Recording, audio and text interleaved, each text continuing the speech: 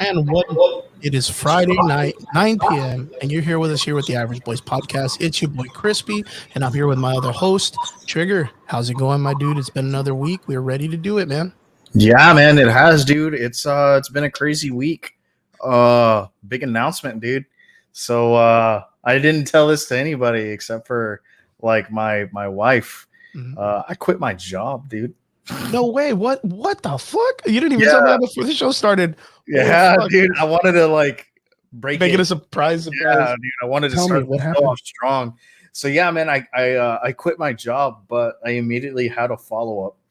Oh, okay, so you had something lined up and stuff for Yeah. it. And that was like the only stipulation was that they needed me immediately, and I was like, bet. So where will you be going now? I am basically an admin again, but for a home health agency. I will be making more. Basically doing the exact same thing that I was doing beforehand, just with a different line of work, essentially. But this office will be a lot less stressful, and it's just overall better for me, better for my marriage, better hours, a lot more flexibility, which is exactly kind of like what me and Audrey are going to be needing right now anyway, since our honeymoon is coming up. Yes. Literally right around the corner, mid-April. And yeah, man, that's just one of those things where I made the decision not lightly or easily, but I did it with the blessing of my wife, which ultimately for me is exactly what, like, all that I needed. I mean, those kind of situations can be scary, dude, jumping into a whole new thing. So, yeah, at least you were able to, because like in my situation, like I got let go in December of my job. So thank God I was able to get the unemployment stuff. But I just wish, I had something lined up. I wish I had the opportunity to have something lined up. So that way I didn't have to worry the next day about where my next paycheck or whatever it was going to be coming from. Yeah, no, I completely understand that. 100% understand that. But what a blessing. What a blessing. I think, I honestly, man, I just know that I'm blessed, with certain things. Finding a job is one of them. Oh, yeah. Especially right now, man. Times are tough. Yeah, man. And it's just one of those things where it's like, you know what, bro? Like, I'm glad that I have what I have. I'm glad that it has come to where it has. And you know what, man, like, I'm just, like I said, I'm just thankful, that I'm able to do these podcasts. I'm thankful that, like, I have a job that supports my ability to do this podcast, supports all the cool shit that I put in my set, all the cool stuff that I've got around. Yeah, I was going to say, man, it looks like your background's looking a little bit more pro looking, man. What you got going on? So yeah, man, fucking me and Audrey have been kind of throwing some money at the old set. So what I'm gonna all right, so what I'm gonna try and do, and I hope this doesn't fuck my camera up. All right, so what I'm gonna do is I'm gonna use my other camera, the Logitech, to kind of show you guys a little bit more. The Keo is what I use now because I finally got my lighting just right. And the Keo is the Razer Keo, right? Yeah, man. This is what I'm using. I'm using the Razer Keo. Not the new one that just came out, not the Keo Pro. I'm using just the basic Razer, the one with the ring light on it. Okay. And so what I did specifically for this one is this one, for the most part, is pretty much plug and play. But I did not like the way that it looked coming out of the box. Now, I follow a lot of tech tubers and a lot of, YouTubers who help out people with streams and stuff like that, always recommend new gear. And if they do recommend new gear, they kind of show you how to use it and stuff like that, like Epos Vox, Alpha Gaming, Hair Seller, Gaming Careers. So I like kind of take their advice very seriously. And one of the things that, like, the main channel that I follow probably the most is Alpha Gaming channel, Hair Seller. And he's not a big fan of the Keos, which, understandable. The camera has been, or the webcam community, you're talking about that that YouTube guy, right? The blonde Yeah. haired guy. Yeah, blonde. Yeah, man. I love his videos, man. He's super intelligent when it comes to breaking down Yeah. starting your own streaming deck. That's why I went and got a lot of my information at Yeah. first, and I still do. I kind of went in an opposite direction than him because he uses Stream Elements, right, for his gaming. I Yes. think, and I use Streamlabs, and I know that he had a video about why he doesn't use Streamlabs, but I felt using Streamlabs, since I had no idea about streaming, it would be easier for me to get into it. It'd be a Well, little bit more. that's also like another reason why he doesn't use it is because there's not like a whole lot that you can do with it. Yeah, it's I very use simple. Stream Elements. That's what I use on my streams. And actually, guys, I just started streaming a little bit again. I'm kind of like getting back into it. I'm finding my schedule. That's kind of what it is right now. I'm just trying to find my schedule. So I'm very, very sporadic with my streaming. But yeah, one thing that I needed to do was, and like I mean, I know that I've probably talked Audrey's ear off about this, is lighting, dude. I have a good camera. I have a good mic. I have a fantastic PC. I mean, I've got another fucking $200 mic right over here. I mean, as far as audio is concerned, I'm okay. As far as video was concerned, I wanted to look better. We do these things live, and I want to look good for it. Yes, of And course. so I was like, you know what? We have another Philips Hue bulb. Let's get a lamp. Hey, dude, yeah, that ambiance in the back, it really, really does a difference. I know that's a thing. Like, so with me, the location that I have for my setup for streaming and the podcast setup, I have a small area that I'm working with. So I didn't have that opportunity. You're in a corner, Yeah, I didn't have that opportunity to really kind of like have depth in my background. Yeah. So what I needed to do is I needed to put enough things in the background that show what it is I'm about, and then I've always wanted to have like a on air like light, which was why I get this like the Average Boys thing. I got it like at a 5 and below. See, like, I like the Game Over because that one's cool, dude. And I think I saw that at GameStop. I'm pretty sure you can find them at like ThinkGeek and GameStop and shit like that. I mean, these things are like $20. Mm-hmm. And it's online. super cool, dude. That's super fucking. But what I really like, and I fucking love this, dude. Yeah, I was gonna say I love that one. That was really, really great. Oh, dude, the light changes color, dude. Yo, that is legit. Good idea, man. Good idea. Actually, if you bounce the white one off, it does do really good for your lighting too. The yellow or whatever you did right now, yeah, like that does really well for your lighting too. And you can still have it kind of like a blue. Damn, that's really well, man. Good idea, man. I mean, if anything, that's a really good thing to let people know who are interested in starting their own podcast setup and stuff like that, or individual content creation, or they're doing like YouTube or whatnot. They have the opportunity. Yeah, man. I think it's just, get your information, compile all of it, see what's going to work for you, see what you're going to do, first of all, because like every time I get, somebody who asks me like, oh man, like, what do you do for your streams? What do you do for your vlogs? What do you do for, your podcast? The first thing I always ask is like, what are you trying to do?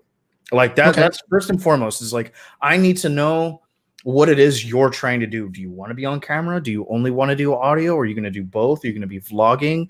Because like, there's so many different avenues that you can go. And there's you have to kind of tailor your equipment to all of that. Yeah. So you gotta kind of be like, all right, man, like it's a process. It's taken us a year to get to where we are. Oh yeah. From start to right now. I mean, I started in late January. Yeah. And I started probably about like a year March, before right? that. And I've dropped easily over $1,000 on everything. I'm coming up to almost like 10. Well, the thing is, you already have your computer, right? Like your computer was mainly set up for your gaming content, but like specifically for the podcast, like I'm running my Rodecaster. Yeah, man. $600.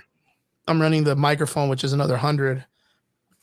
My 2 blue microphones individually cost about $300 each. The M50, that camera usually goes for about $500 brand new.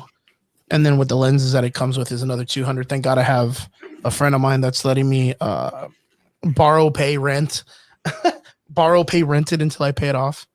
And, right. Yeah. And it does really well, man. I mean, I do recommend people try to get to the bigger camera set. But the one problem that I've been having is with the streaming program that we have for our podcast, the camera, since this is a browser style setup and it's not an application, the camera does not prioritize to the browser. See, but that's the thing. So what I had to do, and because I had to fix my camera settings through my camera settings, and I had to view it while we were talking to each other so that I knew what I looked like here, like on this. Yeah, you're talking about that's kind of like camera effects, yeah, and that's kind of like what like needs to happen. Like if you're gonna like do things a certain way, cool, do them, but make sure that you tailor yourself to what you're to your platform. Oh yeah, definitely. So like like with my M50, every like 30 minutes or 40 minutes. Yeah, there you go. Cause nice, dude. Yeah, that's a really nice setup. That's a real nice camera. Yeah, man. So I'm gonna do it, man. You're getting it all set up. Canon. Yeah. So that's the same thing. Like it's kind of like mine. Well, because I'm also thinking about doing this, and Audrey's gonna lend this to me. And as a matter of fact, this is what we're taking on the road with us to Disney. Is she has a Hero 9 with a vlogging setup. Oh yeah, you were telling me. And yeah, that actually might just be the new webcam. That'll be a great setup. You know what you guys should look into is, I think it's called, I don't know if it's the DJI Osmo 3. Oh, but it's like $100 and it's a really nice gimbal, but you got to check out which one fits for the GoPro. Because I don't know if those do, or you're going to have to go with the Shenzhen. I was just going to get like a GoPro mount and then get like a clasp. Stick. Yeah. And like a desk clamp. And then, yeah, just mount it that way. Well, I mean, it's just that, like, the thing is, if I'm not mistaken, it probably has a stabilizer in it, but the GoPro 9 probably has that kind of like where it removes the bounce and the sway and the jig. Yeah, no, there's a lot of like you can fix the gyroscope and stuff like that. Yeah, my dad actually has a gimbal, like has like one of those. Yeah, like, that's why. Ones. And it's pretty fun to use, man. I'm not even gonna lie, they're really fun to use. Yeah, my dad has one. Like if you get an opportunity to use it, especially with something like a GoPro, and you get that opportunity to fuck with it at first, you're gonna be like, "Oh my god, this is amazing!" Like the footage, it's almost like it's very refreshing for the eyes. I don't know how to explain it, because like when you're hand holding a camera and you're hand stabilizing and you're kind of like stopping it and you're working with that, like there are certain ways you have to like ninja walk and crab walk to try to get certain movements, so that way they look smooth. And the gimbal removes that. It makes it a lot easier, but the floating of the camera makes it very cinematic. So I don't know. There's even like the DJI Pocket. The DJI Pocket, it's a really small gimbal, but it comes with its own little camera. Oh, and you can kind of like move it around and stuff. That thing is, to me, it's probably one of the most revolutionary things that it comes to traveling sets, like a traveling set for your vlogging and stuff. I think those are fucking amazing, but you already have the 9. You already have the Hero 9. Like, fuck it. Work with that, dude. So yeah, but yeah, we've really put a couple of bills into it. I've had a good amount of people hit me up in the last couple of days talking about having to set up podcasts or having to set up some type of content creation situation. I've had the opportunity to work with other podcasters too, and trying to give them more ideas on how to make their podcasts a little bit bigger and a little bit more production quality wise. If you are interested in creating a podcast, make sure you don't have to be like well versed in a specific topic. You just have to be, you have to be at least confident. You have to know how to schedule correctly and make sure that your content comes out scheduled on the right time over and over again, so people get comfortable and know how to find you and when to find you. And that will already help you when it comes to being a better podcaster. Yeah. Like it's just fantastic. It's just fantastic. Yo, man. So what else is going on? Let's talk some nerdy shit.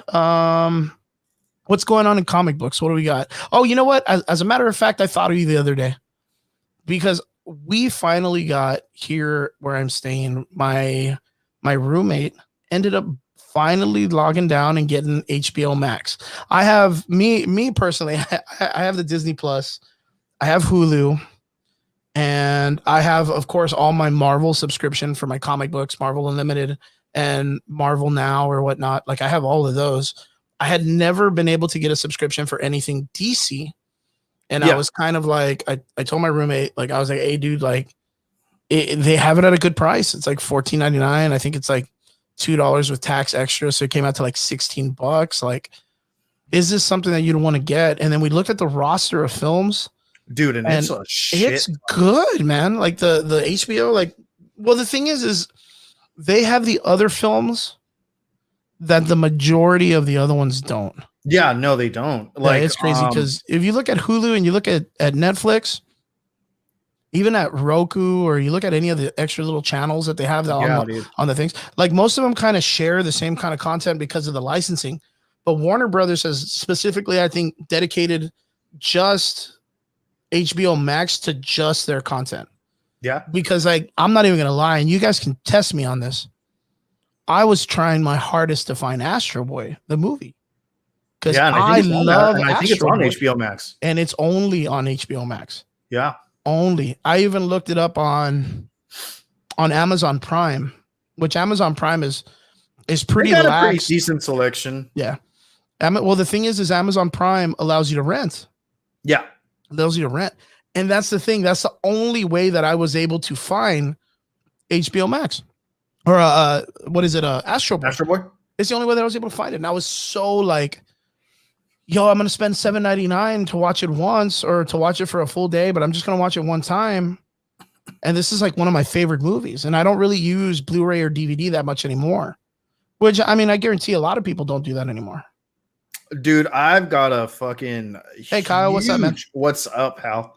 I've got a huge movie selection. Like, oh, dude, so do I. I have on my hard drive. Oh, no, I'm talking about DVDs and Blu-rays. Like, I have a ginormous selection of films, but it's just one of those things. Like, it's almost like the cassette player almost now, where like you can if you want, but there's so many opportunities to find it easier without having to mess with a CD, put it in the drive, outsource your television, stuff like now you can just find it somewhere. And for a good minute, dude, for a hard minute, I was really bummed out that I couldn't find Astro Boy, because that's one of my favorite recent iterations of Astro Boy himself. And I think it's a lovely film. I love that film. I can watch it all day, every day. And I finally got the opportunity to watch it last night. I feel way better. I feel more relaxed. Plus, I saw Birds of Prey. that was something. And then I saw, what else did I see on HBO Max? There's one more. There's one more film I saw. Oh, you know what? Superman Man of Tomorrow, the animated film. Oh, okay. Yeah. Dude, of course, the DC animated films, no joke, are some of the best animated films out there when it comes to comics to film kind of stuff. I can agree with that. Yeah, I think DC kind of does it animation wise. I think DC does it better than Marvel. 100%. I can get behind that. And I am a huge, huge fan of streamline art with thick outlines. And that's the exact way that they did Man of Steel or Man of Tomorrow. And it was a cool iteration on the Superman origin story. The only thing they changed up that I thought was a little weird is that Martian Manhunter, like that he was already on the planet before Clark Kent got to figure out his powers, and he had already been watching him. So he had already been scoping him out and trying to see what he was all about. And the reason why he was watching him is because, just like Martian Manhunter, Superman is the last of his kind. Yes. So Martian Manhunter was like, if there's anything that we should do, is we should kind of be together since we're the last of our kinds, and run away and not do anything and try to preserve ourselves. And of course, Superman being Superman's like, nah, this is my home and these are my people. I need to stay. And of course it changes Martian Manhunter. What's his name? John Jones, or what's his name? Yeah. John Jones. Yeah. So it was a great film. It really was. Just like I said, the animated films in DC are second to none, man. They're amazing. So if anybody has the opportunity, and you have the privilege of having HBO Max or just watching it anywhere, check out Man of Tomorrow, the animated film for Superman. I like I said, I finally got to watch Harley Quinn and the Birds of Prey. And the Birds of Trash.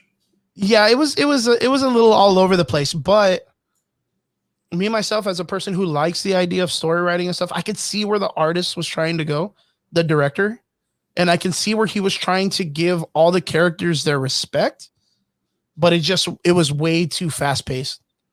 Way too fast paced for itself. I didn't like what they did with Cassandra Cain. I was really disappointed. And the fact that she's a mute. Yeah, that she doesn't speak. Yeah, she doesn't talk. I mean, yeah, she's a little jerk. But like in the comics, if I'm not mistaken, she's like another ninja chick, right? She's the second best martial artist in the DC universe. Yeah, that's the one that uses almost Her like mother being the best. But that's her character. What's her costume like? It's like a stitched up scarecrow outfit, right? No, it's a black and yellow like Batman-esque looking character. But it's got like patches though. Yeah. I want to say that there was like a variation of her that was very ragman looking. Yeah, but that's just because like at that point she was like, I'm not gonna say homeless, but she was by herself. Yeah, she was just it was her own shit. Yeah, it was her own shit. Like I know that recently she's probably been picked up as one of the Bat family members. She is by now. Yeah, I was gonna say by now. Like she's I think she's a Batgirl. Yeah. Like if I'm not mistaken, she still has the cape with the hood. Yeah. Yeah, and she just has like full black costume, yellow outlined bat.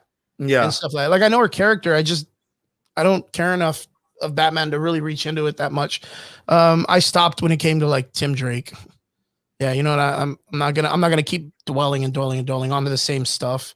But they really didn't do her character any type of justice. They really just shit on her really bad. I was just like, bro, this is how the fuck you're gonna do this? Like this roster? No, dude, I'm done. Margot Robbie as Harley Quinn is spot on.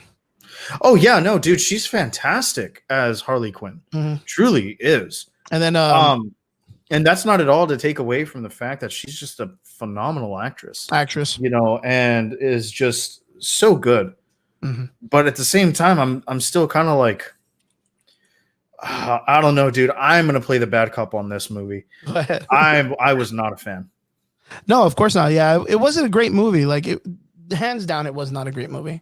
I feel like they really like again, I'm going to say it again. I always go back to say this. With you, Kyle. Yeah, you're already going to agree with me. Missed opportunity with having an awesome, phenomenal cast. You know, you had Rosie Perez, you had Mary Elizabeth Winstead, the chick that played Ramona Flowers. Yeah. Dude, I mean, she did well as the Huntress. But then again, the Huntress she did. But like even then, dude, I still like, I was still kind of just underwhelmed. Yes. Like she is like my crush, my woman crush. Like I love that lady ever since she did Ramona Flowers, and then being what's his name, Die Hard's daughter in the Die Hard movie. Oh yeah, I was like, dude, John McClane. Yeah, she's so perfect for those like tough roles. Like just her attitude and the way she cares. She's very much like that other girl that came out in Scott Pilgrim, the barista chick, the one that's always like cussing. Oh, she's just like her. Like they always get put in the same roles. She's in that movie with she's in that TV show with Chris Pratt, The Office or whatever. Yeah, Parks and Rec.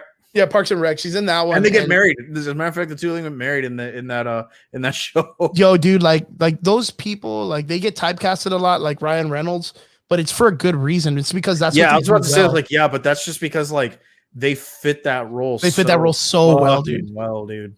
And probably the biggest miss that they had was Ewan McGregor.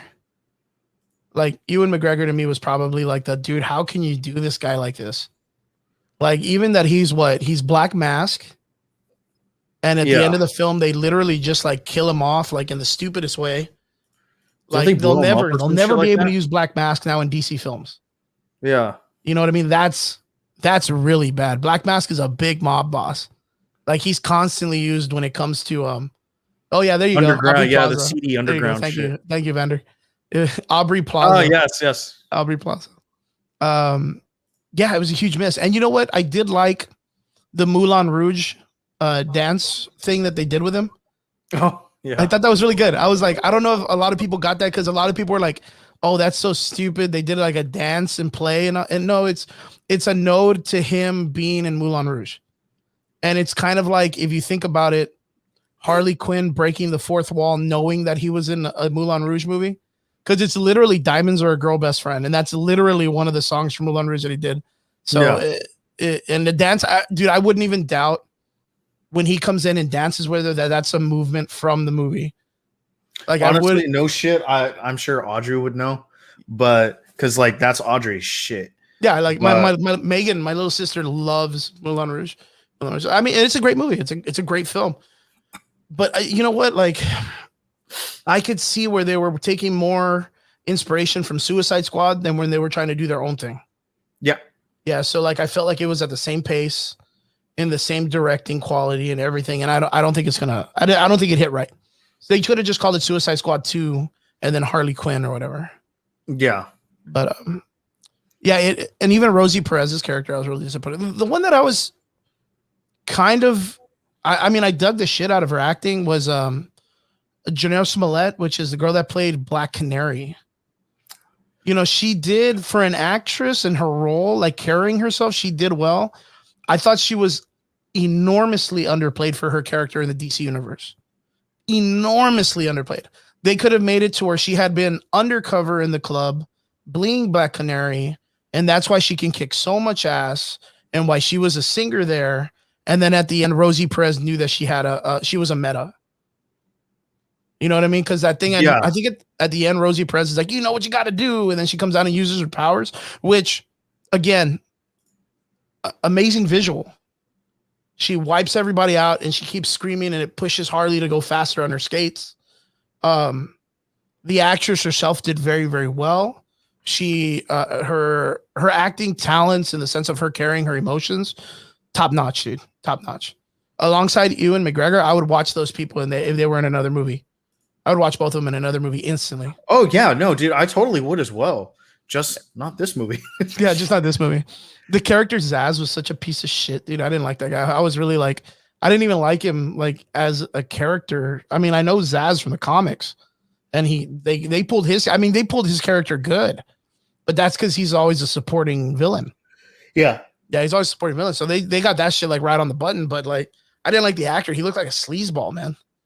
So that I mean, that's kind of what Victor Zaz. Yeah, I know. But, Victor like, Zaz is always a sleazeball. Yeah, he paints for authenticity. Points for authenticity, right? But like at the same time, I definitely know what you mean. When it comes to like the whole lackluster, performances and stuff like that. Dude, yeah, that's why I'm like, I'm not real excited for this next Suicide Squad movie because Birds of Prey just left a very bad taste in my mouth.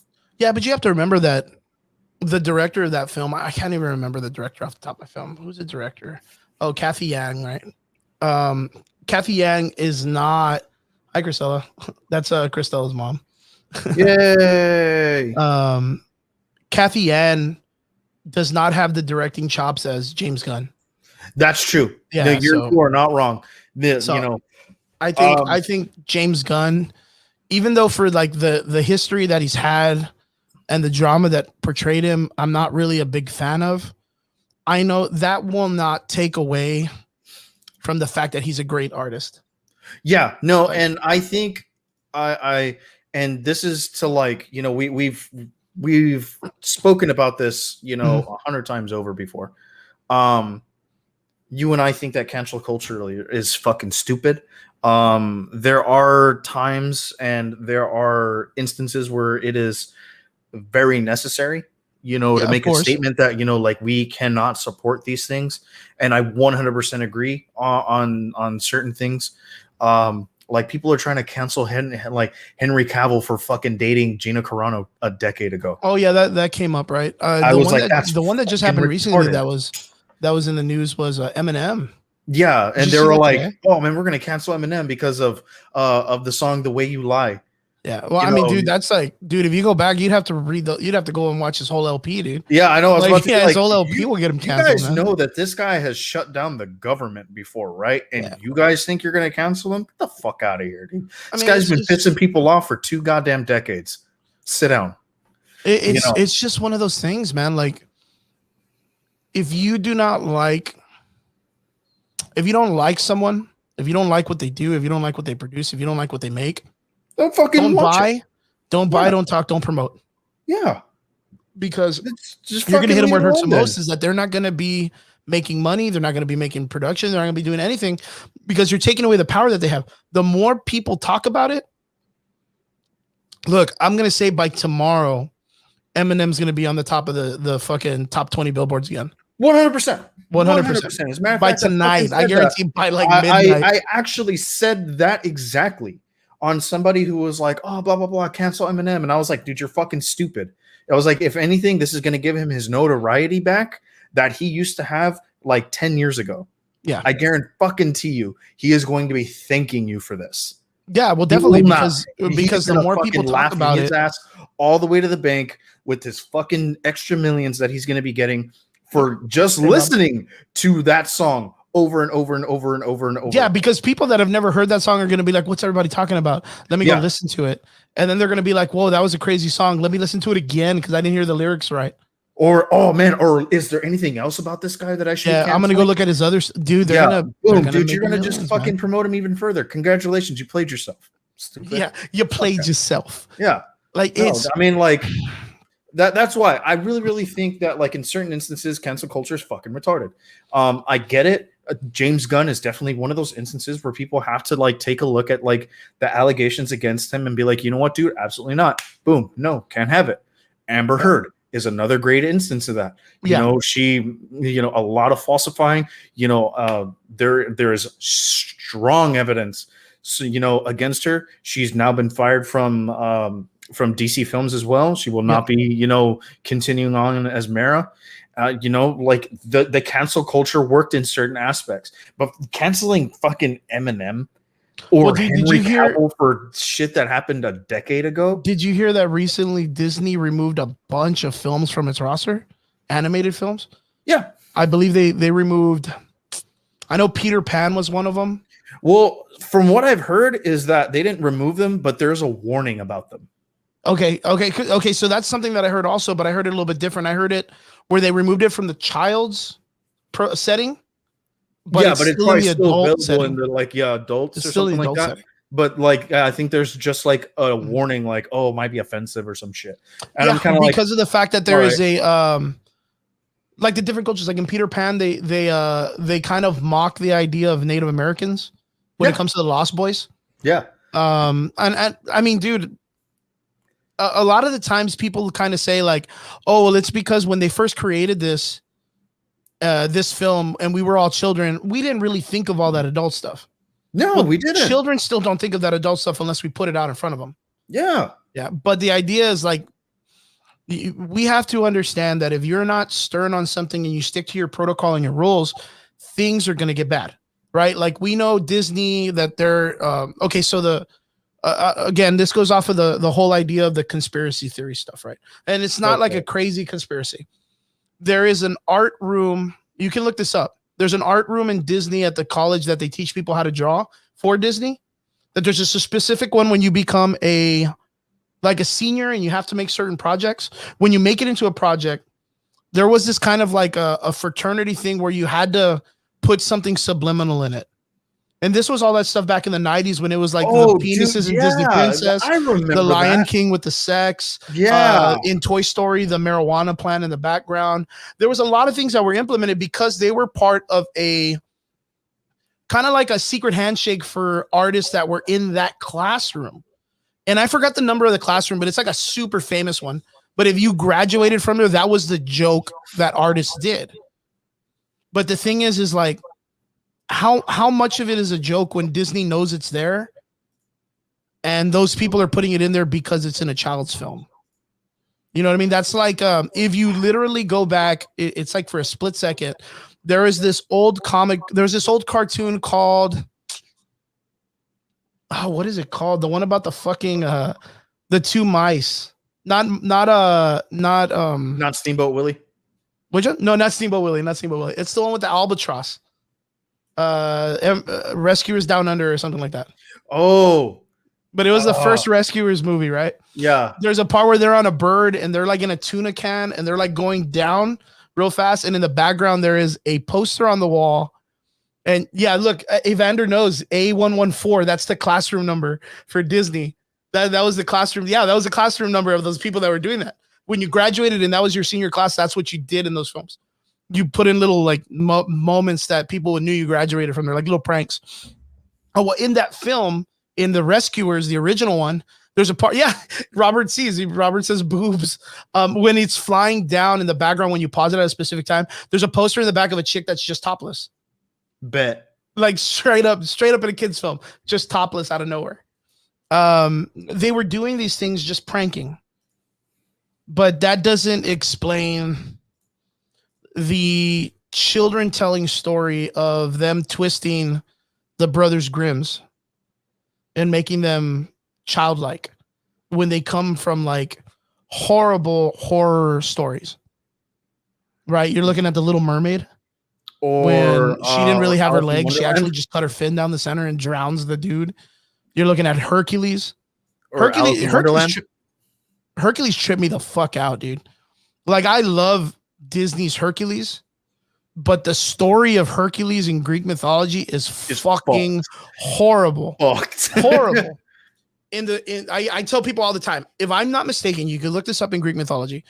The part where he is wooing Megra in that garden when they're walking around, it's like Poseidon's garden or something. And if I'm not mistaken, in the original Greek story, he rapes Megra in that garden. Yeah. Like, and if I'm not mistaken, that garden was originally all the statues of what happened to Medusa because of Poseidon. Like, if I'm not mistaken, that's that story where he's at. Now, even that concept, Poseidon is still used in the majority of stories, and Medusa is still one of the most hated characters in storytelling nowadays. And she was the victim. She was one of the most wronged characters in she was the most wronged character almost in any fucking story. Another one, and this is super, super funny. Well, not super funny, but so I'm not saying that she is, but I'm saying that when me and Audrey do have a child, is that if we have a little girl, we want to name her Phaedra. And Phaedra in Greek mythology there's several instances of this story, very much like, the story of Heracles and stuff like that. Mm-hmm. There's several different instances of his trials. Mm-hmm. But in one of the stories, she's manipulated. All of them ends tragically for her, by the way. But in one of the stories, she's manipulated into falling in love with her stepson, and her husband finds out and tries to kill him and her. Damn. That's so fucking crazy. Yeah. Oh man, that just sounds like one of those new videos that they put on those adult sites. Yeah. No, but man, if there's one thing is like, if people get smart, if this cancel culture gets smart, do you think they'll go after Hercules and Disney and all that stuff? Like the story of Mulan or not even Mulan, Pocahontas?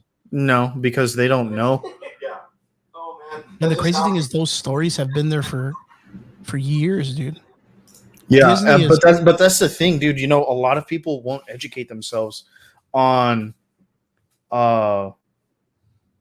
certain things so that they can be well versed in what's actually being spoken about. But I mean, I get it. Like, not everyone's going to spend that kind of time. Do you think the reason why this cancel culture happens is because it specifically is on the surface of what these people want to get across at that moment? Maybe. I can't. I'm not, nor will I ever speak for cancel culture. Mm-hmm. I just stated it 10 minutes ago. I think it's stupid. Yeah, it's dumb. All right, man. But Oh, Kyle Well, says, there's also our fucking mask mandate that's ending on Wednesday, which oh, is fucking jeez, retarded dude. yet Oh, again. no. Okay, you know what? I gotta click that up. Yeah. Straight up. We got a new Texas mandate. Greg Abbott, the governor of Texas, has come out and said that by next Wednesday, mostly, the mask mandate will be optional, and businesses can still, of course, it's their business. They should be able to do whatever they want in it. Still have the option of telling people if they want to serve them or help them out with the idea of them still using their masks or not. I really haven't heard of any stores that are like, nah, dude, fuck those masks. No masks Yo, in dude. my So store. I'm reading I don't mean to cut you off, man, but No, I'm no, no, reading I'm reading Evander's last post, and that is probably one of the coolest things I've ever heard. Okay, let's check it out. Yeah, It says, like all great children's tale, it contains the truth within a myth. Ligma once wrote, or Ligma, Ligima once wrote, instinct is a lie told by fearful body, hoping to be wrong. Very nice, dude. Very nice. We need Trump back. No politics in the no politics in the we comments. don't discuss. Yeah, we don't need no politics comments in the this channel. Yeah, no politics. What we're trying to do is we're just trying to make sure that everybody's safe. So the idea is we have a mandate coming up that allows people to optionally not wear their masks anymore. But like we said, I know a lot of businesses that are out there that are really not promoting the idea of saying, don't wear your mask. We're going to be 100% no masks. So I kind of feel like it's going to be okay. Yeah, you have a handful of people that are pretty straightforward. Like, I mean, even me, myself, like I prefer to not wear a mask. I mean, I would like to not wear a mask, but I respect my fellow neighbors and my fellow citizens that I want to make everybody feel comfortable. Does it hurt my feelings to wear it? I mean, I'm a little uncomfortable, but what is that for just helping people feel comfortable? At least just safe. You know what I mean? Yeah. Like, you ask me on a personal level, do I think the masks were cool for the whole year? No, I think the masks suck. I think it was an okay failed idea that we took from people in Japan that do it all the time. But that's because the culture in Japan cares about others, not themselves. What they want to do is they want to take care of the person in front of them because they respect others. That's true. You know, like the culture in Japan is very like, I'm not doing this for me. I'm doing this for you. I'm doing it for you. I'm protecting you. Like I'm protecting you. And then they feel bad I because feel a there's little under the weather, so I'm wearing this so I don't get you sick. Yeah, because they don't want to be a burden. Yeah. You don't want to be a burden on the other person next to you. But of course, like there's the idea of the mask being like, it's like Evander says. Evander put in the comments that it's kind of like an authoritarian thing, right? Yes and no, because this is the first time in our history that we've been hit with something that's like this, like a worldwide virus. What do you do? Like, what would you all have done? Would you have just told people, well, just don't go out? So you're going to tell people just to stay inside their house? Like, what would you do? Buy more cold medication? You're going to tell them to just head out to the Walmart? I mean, look at what they did with toilet paper and eggs and all that stuff. Everybody rushed the stores. Like, it's a hard thing. Like, no matter what anybody says, I would have hated to be a politician throughout these last 4 years. Even this year, I would hate to be a politician. Because no matter what, you were wrong. Everyone's out to get you. Everyone is out to get you. No matter what you do, everyone is out to get you. And I'm not talking about a couple of people at work don't like you. I'm talking about a whole fucking nation doesn't like you. Where if you decide to go out to a store or a restaurant with your kid, someone walks up to you and throws water at your face and calls you a piece of shit, and that you're killing 1 million people or whatever. Like it's a scary job to have. It's a scary position to be in. I respect a lot of those dudes, even though I don't agree with a lot of them. I respect them for what they do. They make their money or whatever. But Evanders, I miss Trump. Everybody deserves their opportunity to. If you win that election, everybody deserves those 4 years. It's just 4 years, dude, and then we can do something else. Like that's the cool thing about our voting system is like we can do something else. The mask mandate is coming up this coming Wednesday. It's a little scary because you know there's going to be like a couple of those dudes out there that are diehard about it. Oh, I'm not gonna wear my mask. I don't need to wear it. And they're gonna cause problems and stuff like that. I get it. The one thing that they're entitled to do, what they like, whatever they want. Yeah. I used to be one of those where it was like, oh man, COVID is just, like a ramped up pneumonia. We're going to be fine. Man, I've seen way too many people pass from this virus, and I will not be somebody who contributes to it. So I will continue to wear my mask. I will continue to be at home as often as I need to. I've already changed my habits to suit myself being at home. I was already an introvert anyway. Yeah, I was like, I didn't fucking go out. The only times that I went out was to go to a bar and not to talk to anybody, just to fucking listen to you all be stupid. Just for the atmosphere. That's it. Just because I needed some sort of like human contact. That's it. But like I said, I'm not going to be a contributor to something that is not gone. Yeah. Regardless of what anyone says, unless you are, the director of the CDC, you don't know anything. Yeah. I'm sorry. And it's just one of those things, man. Like it doesn't hurt anybody. Yeah. Just be respectful, or to be, it's not even respect, courteous. If there's anything that the state of Texas, right, dude, if we're gonna chalk this up to anything, just be courteous, dude. Fuck does it matter to you? Yeah. If there's anything that I've always loved about Texas, is there's still people that when you go to Stripes that'll hold the door for you. You know what I mean? Even through this whole entire situation, there will still be someone that you'll be walking out of Stripes and they'll open the door for you and hold it. And you tell them thank you. And they'll be like, hey man, no problem. No problem. It really is a courtesy thing. And I love that about Texas. And I do understand where people feel that their freedoms are infringed on when it comes to a government telling you, you have to do this. Because no one likes to be told you have to do this by someone that doesn't control you. Or that shouldn't be someone that is not technically in control of you, but controls the situation or the narrative. But what other options did we have at that moment while we were all freaking the fuck out? Nothing really. It's like the most simplest thing. If zombies are outside and someone tells you don't let them see you because zombies will eat you or whatever the fuck, you're not going to be like, man, fuck that, dude. I'll let zombies see me because you don't tell me what to do. You're going to just go into survival mode. You're going to be a survivor. And that's exactly what we've been telling people since the beginning of this thing. Like, protect yourself, wear your mask, be a survivor, think about your family and the people that you're with and keep them safe and be courteous to other people. So with this idea of the mask mandate, the reason why we brought it up is because we've seen there's been a couple of things that have been going on that are like almost like conventions that they're trying to get at.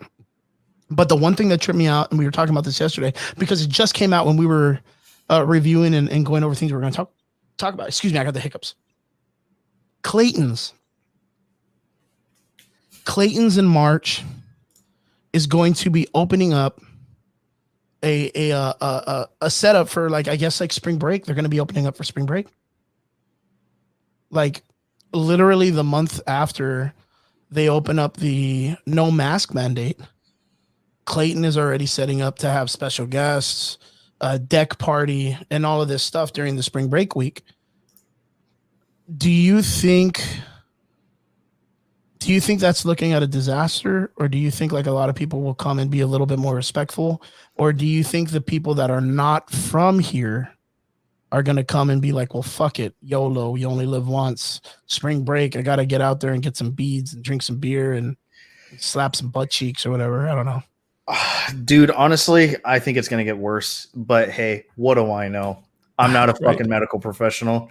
I used to be one of those guys who said fuck it all the time and used to put it right up my nose. Fuck it. What did I know, right? Yeah. But I mean, dude, honestly, I grew out of the fucking party phase. I grew out of all that. I'm almost 32 years old. I turn 32 next month. Fuck the Yeah. life. Like, you want to go out and party, man? Cool, Oh, bro. me no, dude. I'm already old. I'm way Like too old I for mean, that shit. those kids and shit like that, they want to do that. Fuck it, whatever, dude. I mean, I'm getting the vaccine on Monday. My Oh first yeah, yeah. round of the You already set vaccine. up for your vaccine, right? Yeah, I'm getting my first round of the vaccine on Monday. 2 weeks later, I get my second one. Me vale verga, dude. I don't care. I mean, I know that I'll be okay. But yeah, like Evander said, cover your mouth, wash your hands. Boom. Wash your cake hole. Yeah, man. Wash your cake hole. Yeah, man. It And just tripped me out. Okay, so I knew that. Apparently, the other things I wanted to talk about real fast, just adding to this part, just letting people know you have the opportunity not to wear your mask, but still just continue to be safe. That's it. Just continue to be safe. If you feel comfortable still wearing your mask, wear your mask. Take care of yourself. Take care of others. Me personally, I will continue to wear my mask in safety of others, but I would prefer not to wear my mask. That's just the type of person I am. yeah, man. And Like, do I want to wear a mask? Absolutely not. and if you're one of those people that is like, yo, I don't wear a mask because I'm not told what to do.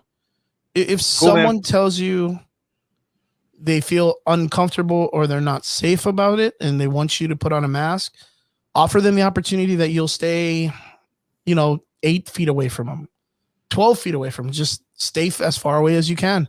Make them feel comfortable to where both of you can come to a fucking agreement. You don't have to kill yourself or bend over backwards for anybody, of course. And no one's going to infringe on your freedoms. Just be courteous. This goes back to just be courteous. Edinburgh is going to be hosting an event. I don't know if it's tonight or tomorrow. They're going to be doing a food truck night. So, of course, I don't know if they're going to have concerts, but they probably will have live music.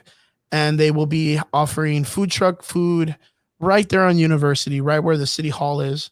If you guys are out and about and you guys want to do something on a Friday night or a Saturday night, go check it out. It shouldn't be that bad. And the other place is the McAllen food truck area, which is right on Old 83. Of course, the reason why we kind of like tell people about these and why we prefer these is because they're outdoor events. So even if you don't feel comfortable wearing your mask, they will probably have some type of option to please do. But it's safer because it's outside. No, it's not free food, though. You have to pay for your food trucks. Everybody knows that. But yeah, they have a food truck. They're starting to have these outdoor food truck events. And there are some places that are starting to do small indoor style conventions. We did one of them. I did one of them last week for TWL, which is Texas Wrestling League. I'm not really a really big wrestling dude, but I had a great time. It was cool to see all these guys going out there and doing some amazing stuff. I saw some old friends, but the shows that they put on are amazing. I know that there's one that's coming up. I want to say I think it might be this weekend. It's going to be at the Las Palmas Center. It's going to be really cool. Like if anybody wants to go check it out, I think it starts like at 12. No, maybe Casa de Palmas. It's like a hotel that's on Old 83, 15th. Yeah. So, yeah, just be careful when it comes to the mandate, chill out and be cool. Yo, Trigger. So I wanted to ask you something, man. How do you feel about Space in the Valley? You know what, dude? Fucking, we're pretty I think we're like the fourth fastest growing like area in the nation right now. Mm-hmm. And I think we needed some growth. I'm glad that Elon Musk is down here. I'm glad that SpaceX is down here. I know that we had a not so successful space flight, or a landing. Oh, yeah. Well, it's been a couple times already, but I mean, these are the testing grounds. Sure. I'm just glad that it didn't hurt nobody. Yeah, that's probably my grandparents live on Boca Chica, dude. Is there a lot of people that live around there still? Fuck yeah. Yeah. Well, I mean, where the spot is, where SpaceX is, I know that there's not a lot of people that live there. No, but I know it's like a mile away. There's like a small area of really, I want to say, financially stable people have retired and live like literally right off the beach. Yeah. Like it's a really nice community. But I know that SpaceX has been wanting to buy that area out and move those people out of safety. And a lot of those people are kind of not happy with the way Boca Chica went around and selling the property to them, that the people complain about the loud noises. And it's like, well, what do you expect? They're testing rockets that are going to get us to Mars. Yeah, dude. You know what I mean? Like, they're going to get us there. So there's a lot of other places to retire, but I understand you like your beachfront property, but not everybody's got that fucking opportunity. Yeah. Plus, this is for fucking humanity, bro. Like, yeah, but that's also the same shit, dude. You know, like Mexicans down here are real fucking closed-minded. oh yeah, That's why I hate living down here sometimes. You know, it's very weird because I saw people complaining about SpaceX coming down to South Texas, saying that it's fucking up the ecosystem, it's killing all the plants and destroying all the animals, and they're protesting against it and stuff. And I'm like, wait a minute. They've only been here like a fucking couple months, maybe a year, maybe two.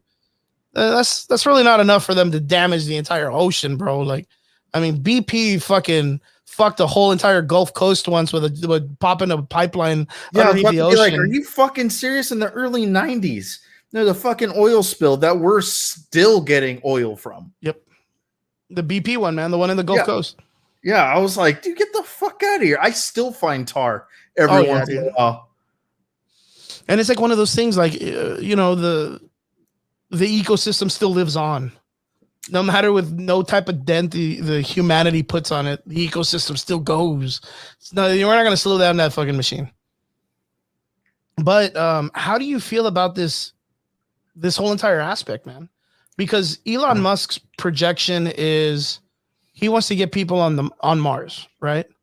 Yeah. Well, I wouldn't doubt he wants to get people on the moon first, because we haven't been back to the moon since 69. Yeah, since 69, right? That was like the only time. And even to this day, being on my crazy batshit stuff, my Alex Jones moments, a lot of people still believe that it didn't even happen. Well, whatever, dude. There's a fucking what, whether we got there or not is irrelevant. The fact that we actually have equipment set up there on the moon that we can actually relay lasers and have them touch back, that needs to, like, that can only be done if we set foot, not necessarily set foot, but if we got to the moon in some aspect. It don't fucking matter, dude. You know, we've made it that way, so it's okay. Like, I don't understand where people don't believe we could get there. We can. We 100% can. It's just really fucking expensive. Yeah, it's just super fucking hard. But it's like one of those things, like, even when you know, Buzz Aldrin and all those guys made it the first time, like, there were people that were jumping them at fucking news events that were like, you're full of shit, you're a fucking liar, and blah, blah, blah. And it's like, hey, dude, calm down, bro. Like that was like a race, bro. We were trying to get there before Russians. Russians were just shooting people into space, like, on fucking slingshots. And they were like, we're going to shoot you off there. If you don't make it, pues ni modo, bro. Good luck. Like, good luck out there. Good luck out there. But, like, straight up, dude. How are you going to fake a landing on something that isn't even real? Real. We're on a mirrors head behind satellites. Yeah, dude, we're in a dome, dude. We're in a giant dome, flat Earth, man. Dude. Like, it's super crazy that a lot of people don't look at how technology's changed just in our lifetime. Like, the concept of, like, a super fucking processor at our fingertips, you know, VR that you can buy at Walmart, you know, fucking cars that drive you now, drones that record at faster than the human eye, and you could talk to people in third world countries with a video chat now. You know what I mean? And you're gonna tell me that you still don't believe that we couldn't get on a fucking rock in space?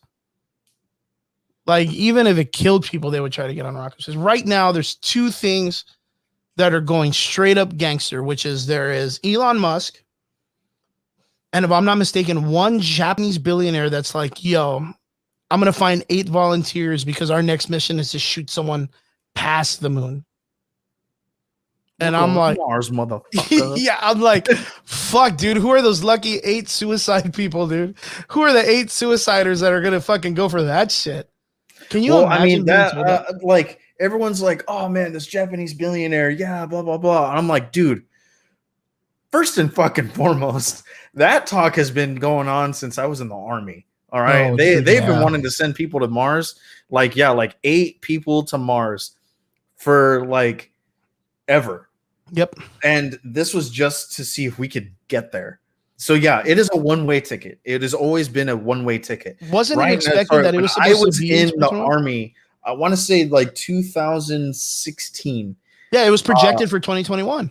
Yeah, like well, in 2016, what they were doing was Space. at the time they were just testing the mental faculties of the people who were being slotted or trying to be chosen to go. Yeah, Because they were dude, I training mean, like like, in. you gotta understand, dude, you're never gonna see your family again, Oh, and dude, that's like an 8-year trip or some shit.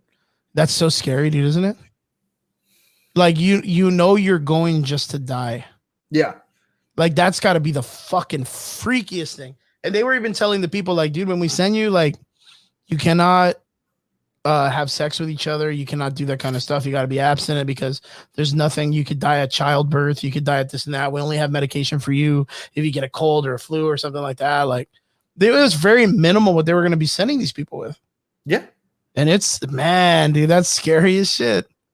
That is super scary. But can you imagine? I always thought it would be a really cool story.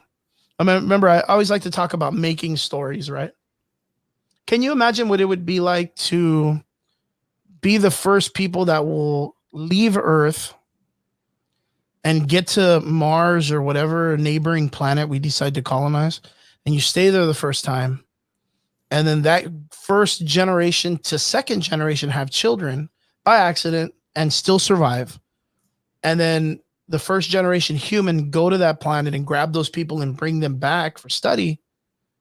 And then humanity is actually the first Martian back on Earth. Like, Damn, understanding that that's a person mind isn't fuck, an dude. Earthling.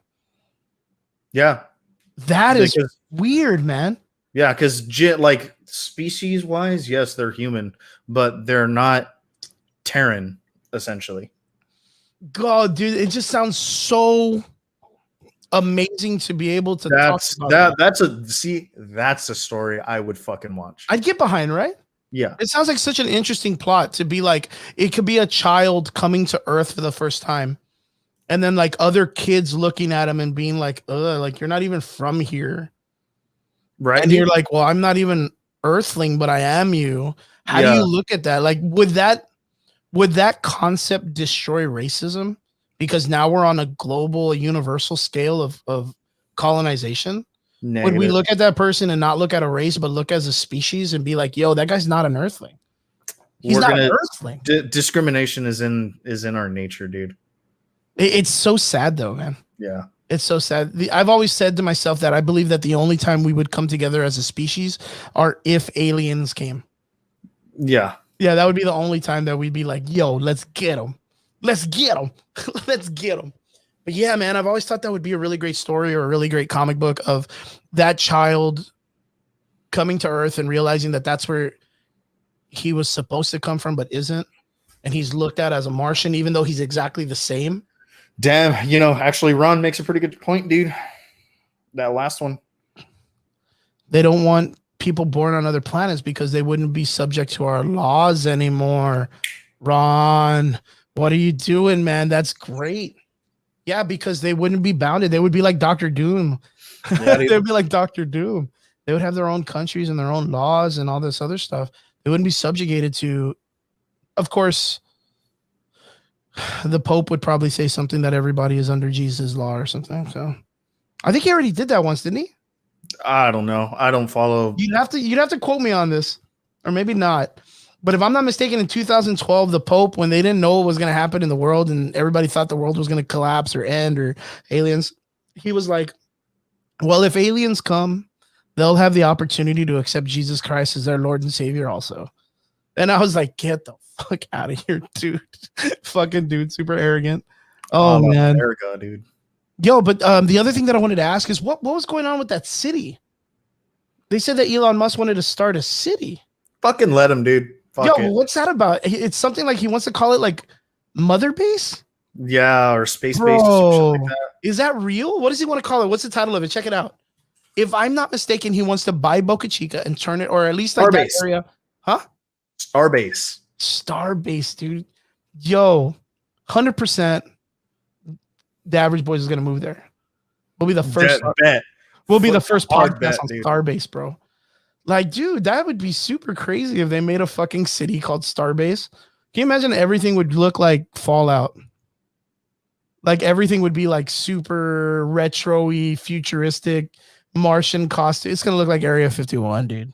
Not even kidding. It's gonna look like that town in Area 51. Man, so he wants to buy out a little city to make it directly financially able to stabilize the economy of SpaceX being there. So it's almost like the way Edinburgh is when it comes to the University of UTRGV being in it, where a lot of the community is based on selling around the college and making it comfortable for college students so that the economy through the college can keep the city flourishing.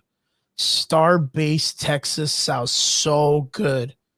All I can imagine is the beginning of the Star Trek movie where the kid's on the bike and he's looking at the fucking ship. Remember on the little cliff?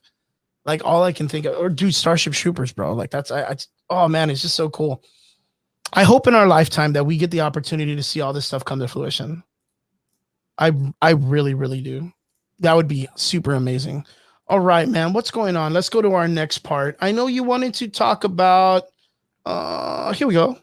What is up with Infinity Frontier, DC's new main comic book story arc? So, from what I'm gathering, is that Infinite Frontier is the continuation of Dark Knight's Metal, or Trinity Crisis, as it was, which is the battle actually between renamed. And the Batman Who Laughs. Yeah, Wonder Woman comes out on top. She ends up becoming like the new Goddess. Basically a one above all. Nice.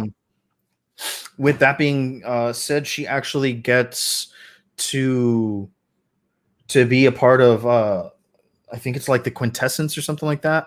Or you're talking about like the 6 or the 5 like ultimate beings that of like the DC universe and stuff like that. That's like super crazy. That's so she gets offered a position there, and she turns it down because she's like, no, there's a threat coming, and I need to be ready for it, and so like I'm gonna be there, and Earth is my home, and I'm gonna stay there, and so Spectre's like, oh man, fucking don't worry about it, position's always open for you, not telling her that they had already known about this threat and that they had contained it. But so they were just trying to be above her or some shit? Yeah, they were just trying to like kind of manipulate her into taking the position and stuff like that. But fucking super plot twist here is that the person that they were containing was Darkseid. But this is now the true Darkseid. Oh shit, like his true form? Yeah.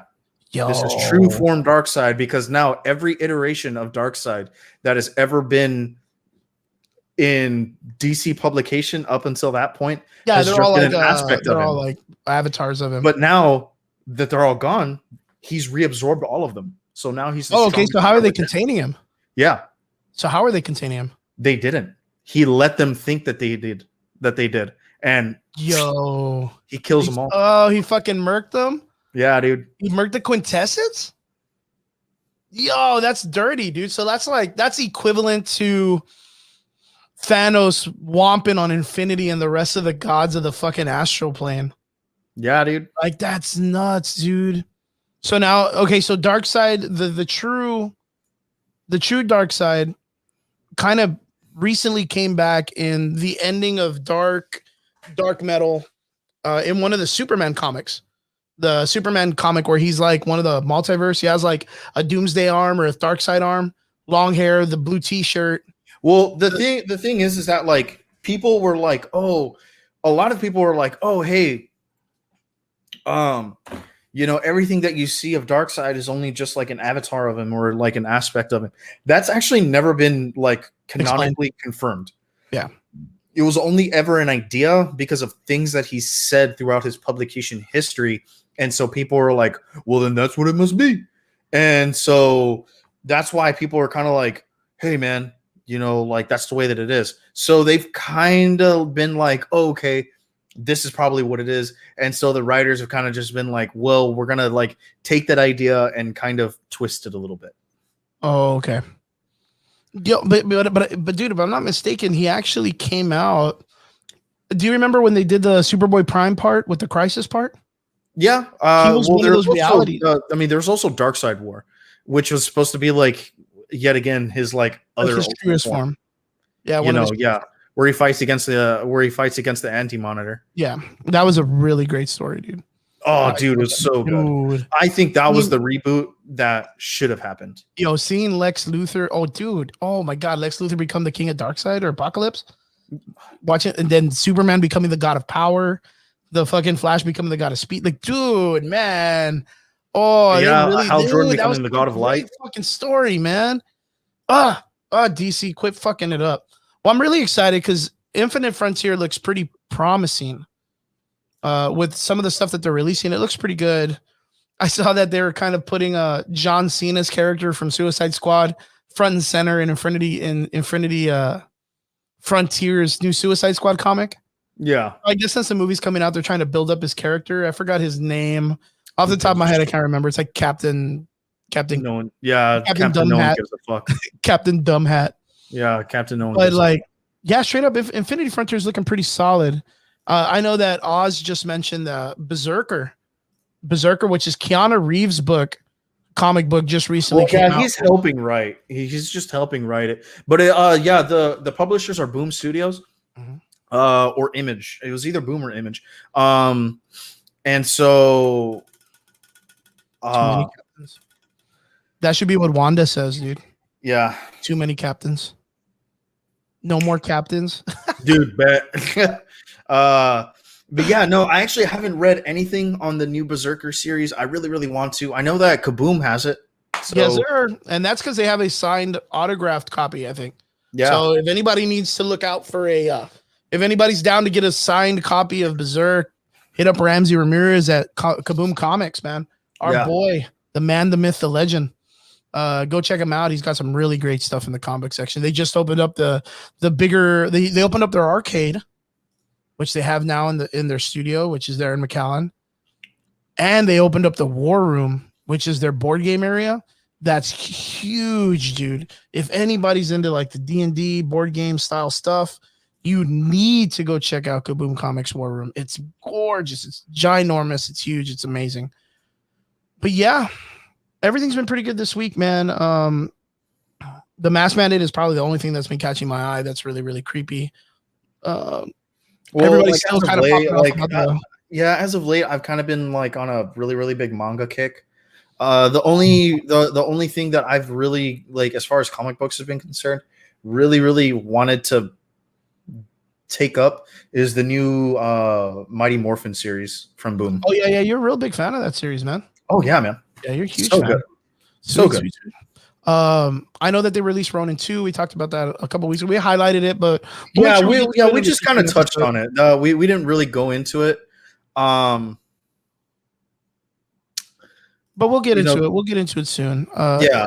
The thing is the most important thing out of that comic book, what a lot of people wanted to know was the identity of the last remaining Teenage Mutant Ninja Turtle, which I think I can probably guarantee that 80% of the people that were excited about that comic book weren't reading Ninja Turtles comic books. No, ever. And all they cared about was just the nostalgia of knowing the Ninja Turtles. Now that they had this really hardcore variation of itself, where it's going now, like, oh man, I guarantee Michelangelo, or it was a big thing. But now that they're in episode 2, there wasn't as big as a hype. So we'll make sure to cover it in a couple days, or maybe by next week. With that being said, because I have read it, well, not read it, but I've touched on it, and I know what the second book is about. Dude, that second book is good though, dude. Mm-hmm. Fucking good. Yeah, I'm not gonna deny the writing's not good. Yeah, Ninja Turtles always been a great book, but yeah, there's that. There's Berserk that just came out. There's Heroes Reborn, which is something which is the Marvel story arc continuity that's going to be coming up. We talked about this a little bit. I'm excited for one part, which is the idea of putting the Squadron Supreme front and center, giving him the opportunity to work a Superman style hero or a Justice League style supergroup in Marvel. I think Marvel's going to do a tremendous job with it. But the crazy thing is they haven't been able to carry a Squadron Supreme story for super long. They've kind of been a backstory on fighting Namor and being like a casual Black Panther villain. Because, dude, no one gives a fuck Well, it's because about. you already have those characters. When the people look at them and they're casual buyers, they're just like, dude, they're just trying to jack DC. Yeah, and that's all it is. And like, dude, I mean, I'm looking at the Heroes Reborn covers. Mm-hmm. This is no shit fucking DC. Oh, dude, definitely. And that's the thing that I'm talking about. It's going to be Jason Aaron, and I think McGruger, McDonald, McConnor. I don't know what his name is. This is the artist. They're going to be carrying the group. They're going to be carrying the stories, which they're pretty good at carrying the stories for Marvel. But what I want to see is I want to see what Marvel's going to do with this, because what they're doing is the reason why they're putting Squadron Supreme front and center is they want to create a world where there's no Avengers, just the Justice League. But I think the twist is going to be the Justice League variation of the Squadron Supreme. That's the Injustice version. It's going to be the Injustice version. But it's going to be, what would the Avengers do against the Injustice DC? You know what I mean? Yeah. I think it's an interesting and that's why I'm kind of just like, dude, this I have absolutely no, like, and I hate to say it, man. I really, you have no desire for it. Not do I have any desire. I have no faith in it, which is super shitty, because anyone who really knows me knows that I'm a bigger Marvel fan than I am a DC one. Oh, yeah, I'm the same way. But yeah, dude, this just looks fucking stupid. I think for this series to work, you kind of have to be in my situation where you have to be a character fan. Like, I'm a big Hyperion fan, and they never know how to use them. The best thing that they've ever used Hyperion in was the Ultimate series, which is where he got that brotherhood situation with Thor. And then they even tried to, in the All New, All Different, they tried to restart his Marcus. I don't know, man. In Time Runs Out, that was probably the coolest. That was the best story. That's what I'm agreeing with. 100% probably the best story that they've ever used Hyperion on. And that's him removed from the Squadron. His own continuity. From his own continuity. Oh, yeah. He wasn't part of the Squadron Supreme anymore. Yeah. He was literally by himself as a Superman. But then again, the reason why they were using him is because they weren't using the Sentry. Which is awesome, dude. Because, you know what I mean? Because he's such a fucking broken character. Yeah. And that's the only reason you could imagine. That's why they even changed the color scheme of Hyperion to a negative of what Hyperion, what a Sentry was, which is where Sentry uses like a yellow with a little bit of blue, and Hyperion used blue it's yellow with a little bit of yellow. Huh? He uses yellow and black. He has a yellow suit and black. Oh yeah. It's like a really like a dark color, right? But it's the same thing. If you look at Hyperion's, it's the complete opposite of what the Sentry uses. Well, he also has red. He has a red cape. That's King Hyperion. That's the legitimate evil version of the Injustice one. The other one was the yellow and blue, which was the one that was more Clark Kent-ish, more. Yeah. No, you're right. Yeah. So they needed to separate it, and then you got the bald one, which is the King Hyperion. That fucking blue Marvel fucking just tanks. Probably the strongest version of Hyperion ever. Mm-hmm. I don't know, but then again, Time Runs Out. Hyperion held two universes apart. Yes, I don't know how you do that, but he did. Just pushing them apart. Yeah, he held them apart. That's what I'm kind of hoping for. I'm hoping that they're going to build more on the character of Hyperion, because I feel like he's a very underused character in the comics. I agree. Yeah. And the idea of all the other characters, like, they can individually probably run their own books, right? All the members, like the Spectrum guy, the Nightwing guy, the Batman or whatever, Night Owl, I'm sorry, Power Woman. Power Princess looks amazing as fuck, though. Like in the picture, remember the one I showed you? Yeah. Yeah, in that cover, she looks identical to Wonder Woman. Identical. So the thing is like, I wonder what kind of red tape they had to go through for DC to allow them to use the likenesses like that. I don't know. That's something, honestly, dude, I think that's something that we would have had to bring Nick on for, so that he could actually kind of discuss the legalities, and the finer points of character design and shit like that. Yo, but this goes back to the idea of we remember in Rune King Thor, or the recent Thor iteration, the what is it? Herald Thor. Yeah, Herald of Galactus Thor, right? Where they said that there was supposed to be apparently a crossover between the DC and the Marvel universe soon, and that the DC was supposed to come in and, you know, fucking save the day. And this goes back to the idea of the theme of Marvel comic books being written as more relatable than DC comic book characters who are like gods amongst men.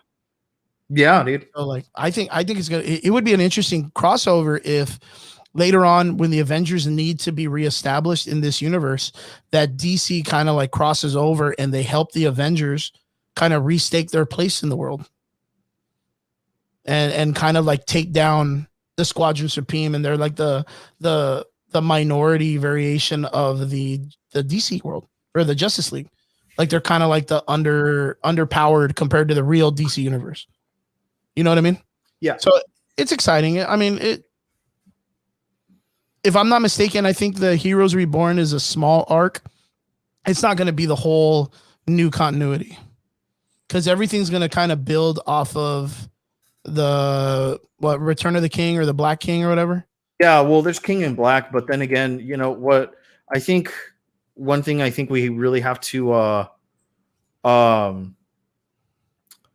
really keep in mind is that we're about to have a lot of MCU shit coming out, which means we're about to have a lot of comic book releases as far as like main like Marvel continuity comes, because that always fucking happens, always, without fail. Yeah. So I get you. Right now, I think, you know, Heroes Reborn. Oh my god! You know what? I'm gonna say it now.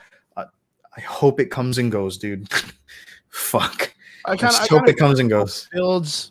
I hope it builds the characters I want it to build. I just hope that it does well enough, and that we see the characters, you know, introduced properly with a story that can carry. Yeah. That's all I want. I just want I want a rich story. That's all. I just want a rich story. Yeah. You know, which I totally understand. Totally understand. So with the idea of like I said, I really hope it happens. We'll see. You know, yeah, we'll have to see. So with the idea of a rich story, Trigger. Yes. Without spoiling anything, scale of 1 to 10, what was your call for the finale of WandaVision? Solid 7.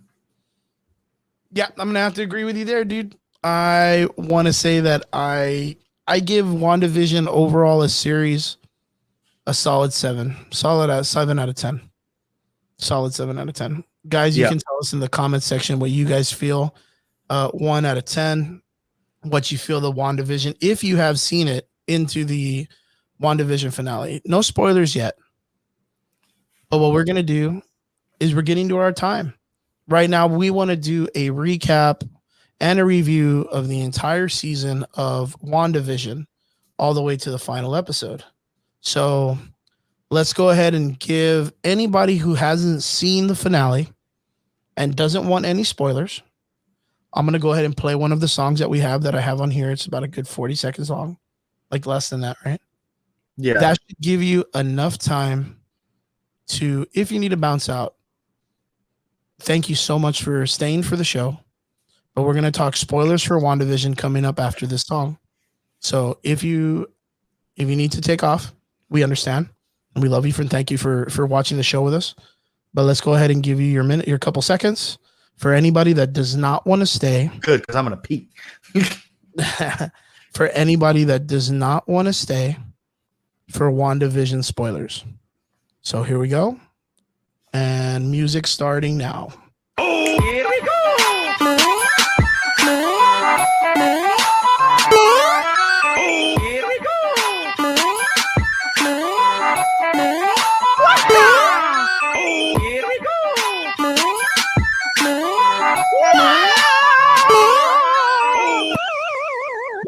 Oh, here we go.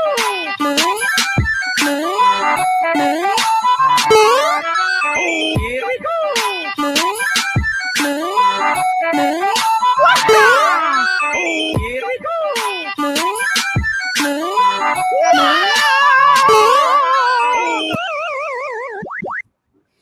And welcome back to from our small intermission. By now, we have everybody out that does not want to participate in spoiler talk for the ending of WandaVision.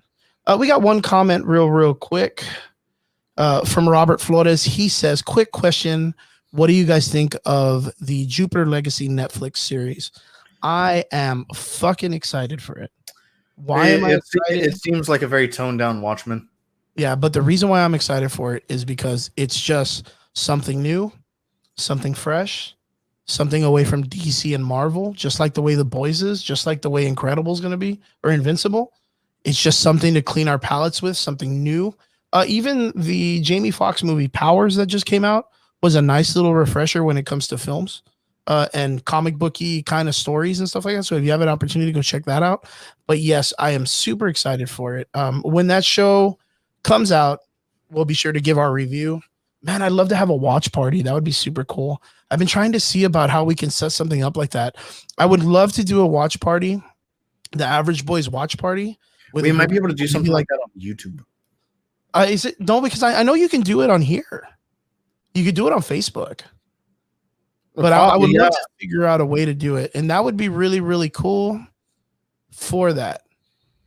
Hey, what's up? Oh, what's up? It's our boy Pete Martinez, everybody. Check it out. That's Pete. He is one of the head runners, if not the head runner of Morphin Mania. Question, are y'all going to Morphin Mania? Morphin Mania, I know that there's an event going on tomorrow, right? Are we looking at... Oh, shit. That's tomorrow. Yeah, is Morphin Mania tomorrow? Yeah, it's tomorrow. I know that Morphin Mania is happening. They are bringing in 2 characters from the Mighty Morphin Power Rangers, which is the Yellow Ranger and one of the Red Rangers, if I'm not mistaken. Yeah, from Wild Force, it looks. Mm-hmm. That's going to be, if I'm not mistaken, it's going to be at Quinn's Comics in Harlingen, Texas. And then it's going to be at Dixieland Road.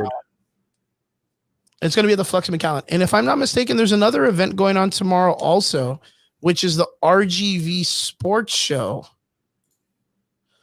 So far, I've only been asked to show up to the sports show. So for sure, I'm going to be going to go check that out for sure. But if anybody's interested, checking it out, you guys need to hit up our boy, P. Martinez. He's right there in the comments. So you guys click on his profile, get all the information. He's got an amazing event coming up. You guys need to check it out. They're going to have some celebrities. I even know that they have one of the female actresses from Cobra Kai, if I'm not mistaken, the first season. Oh, look at that right there. It's going to be at RGV Sports Show and at Quinn Comics. So at Quinn Comics, if you're in the Harlingen area, sweet, you're going to be able to go check out. You're going to be able to meet some of the celebrities at Quinn Comics. Triggs, you're going to have to check out the time real fast if you can pull that up for Harlingen. And then tomorrow, I'll be at that one in McAllen, which starts at 1. It's from 1 to 4. 1 to 4 o'clock p.m. at Quinn Comics in Harlingen, Texas. And then tomorrow is going to be, if you're in the McAllen area, it will be at Casa de Palmas, right? Casa de Palmas Hotel, which is right there next to Archer Park. You know where Archer Park is? That the parking garage? I know exactly where Archer Park is. Parking garage hotel. It's going to be right there. It's going to be freaking amazing, dude.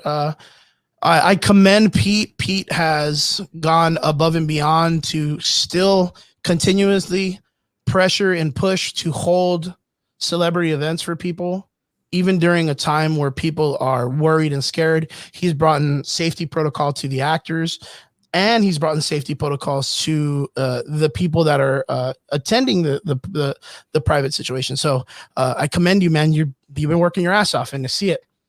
It's at 1 to 4 at the RGV show, the RGV Sports Show, and at 5 to 8 p.m. at Quinn Comics, and then Sunday at Quinn Comics from 10 to 3.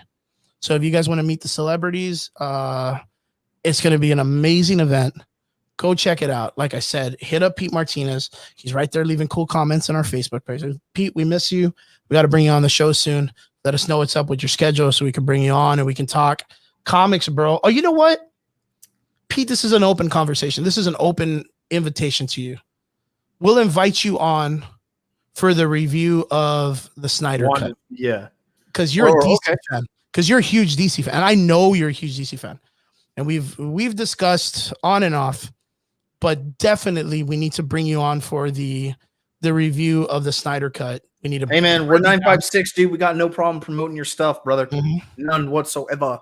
Yes, sir. No, dude. Pete, don't apologize, man. Thank you so much. But definitely, we got to bring you He's on. down. Yeah. So, guys, you heard it here first. We're bringing on Pete Martinez for our DC Snyder cut. That'll be at the ending of this month. He's going to be our special guest, so we can break down the 4-hour Snyder cut. 4-hour Snyder cut. Pete, it's going to be amazing. Thank you so much, and I will hopefully see you tomorrow, man. I'm gonna be taking pictures at your event. Watch it. Watch me. Put on 956. I love it. All right, guys, let's get back to the conversation. So, WandaVision season finale, episode 9. I don't know, man. I'm a little confused. Not in the sense that I'm confused by the sense of I'm beyond moist for it, dude. Pete, you're killing me, man. I hate that word. Moist. But okay, season finale. We're talking spoiler talk of WandaVision episode 9. Overall, it was a very exciting episode. But there were some things that I believe that the show decided to do and the director decided to do that kind of took away from a lot of the things that the show established. I was talking to you about this yesterday, right? Well, not yesterday, but earlier today, this morning. So, getting into the show, it kind of starts off at the very end of episode 8, where Agatha Harkness has the boys tied up from the neck. She's got them controlled. They're outside in the open in Westview. You know, Wanda's at the ready, and she's like, "What's up? I'm here to save my kids." She's available to use her powers now, her chaos magic. And Agatha's like, "Yo, what's up, dude? You want to get at this? Let's throw down." You know what I mean? And then Wanda hits her with some powers. And then you notice that Agatha's able to actually absorb magical abilities from other people. She says something that's very interesting, right? Which is, I take from people who do not deserve. But don't take that to heart, because her powers is literally just to absorb power. But the idea of her thinking that they don't deserve it is if she just feels as a person that they don't deserve it. It's not like it's not like a worthy thing. It's not like a hammer thing. So don't take it cynical. So that was kind of like one thing that always kind of like pissed me off, or not one thing, but like as of like this past episode, that was kind of one thing that like pissed me off was like the Scarlet Witch is a title, and that has never been a thing up until recently. I don't even think that's a mainline continuity thing where Wanda's mother was actually a Scarlet Witch and passed on that title to her. But like I said, that's not a main continuity thing. I can't even remember that ever being a thing in the comic books. Well, this is coming from Rob Jefferson, and that man tells me no lies. So yeah, he's like he says no lies. Yeah. Comics Explained says no lies. Yeah.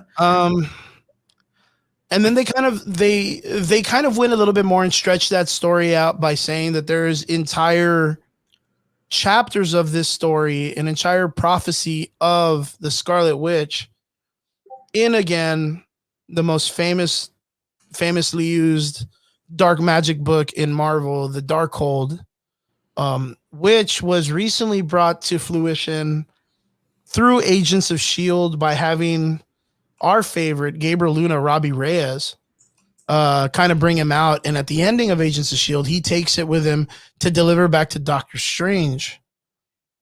Now, the problem with this is it kind of takes away from the continuity of Agents of S.H.I.E.L.D. and Robbie Reyes that he delivered it already. So seeing that it was kind of like a revamped Darkhold, the book looked like a different kind of like, because it's got actually Darkhold written on the cover in like Latin or something. In the Agents of S.H.I.E.L.D. story, it looked really good, like as a prop. But this one, it actually had like a bunch of runes and a bunch of stuff on it. So, yeah, I was a little kind of like, wait a minute. So like, can we come to terms and say, with breaking my heart, that Agents of S.H.I.E.L.D., Robbie Reyes, Ghost Rider, is not canon to the DC Universe film series? I don't think Agents of S.H.I.E.L.D. is. That's so heartbreaking, dude. Yeah, which is kind of shitty because now you've written out to me like one of my favorite low key characters of all time, which is Phil Coulson. Oh yeah. Yeah, the whole entire story of Phil, like after he died and came back. Robert went off and put, yo, bro, she is so fucking powerful.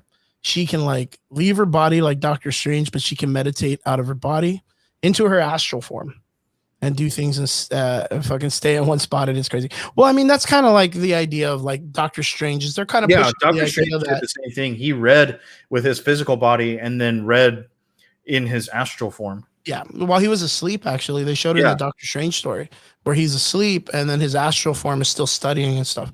Yeah. It's very interesting. They're kind of like they're really pushing on the idea that her powers are very magic based and they're going to kind of coincide with the Doctor Strange world. But I was really disappointed with the Pietro storyline. I was really okay, Robert, you're going to have to explain that to me. But it had Rosario Dawson something up. You're going to have to explain that because I don't know what the Rosario Dawson thing is because I think it's that the whole Rosario Dawson was the character of the scroll, like she was the makeup behind it. I don't think that's the case. No, it was that lady. Yeah, it was that lady. That wasn't Rosario Dawson. That was not there. There's no reason to bring Rosario Dawson. No, that FBI agent was not Rosario Dawson.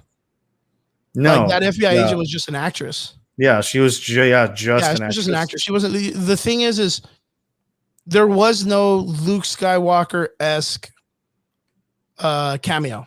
Yeah, none. Which is what they promised us.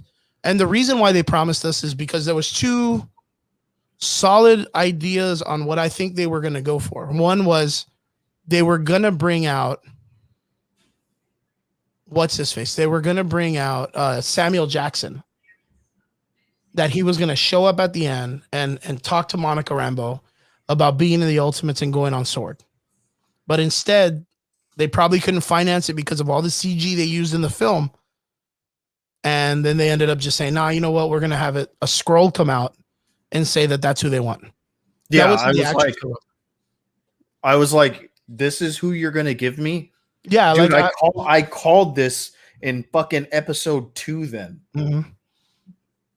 Yeah, thanks. Like and that kind of writing, it's not bad, but it's what Marvel's famous for when it comes to writing like Agents of S.H.I.E.L.D. episodes. When they don't have the funds, the finances, or the permission to use major actors.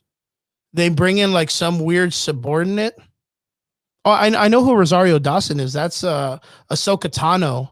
Yeah. But the actress that they used as the scroll, that was not Rosario Dawson. Yeah. That was that FBI agent. That FBI agent was just an extra. Like she wasn't even like an actress of that caliber. Yeah, that wasn't Rosario Dawson. The other thing is the Luke Skywalker-esque cameo was apparently that Mark Hamill's supposed to be playing Nightmare. And that there was a call that Agatha Harkness was supposed to get away or the rabbit gets away.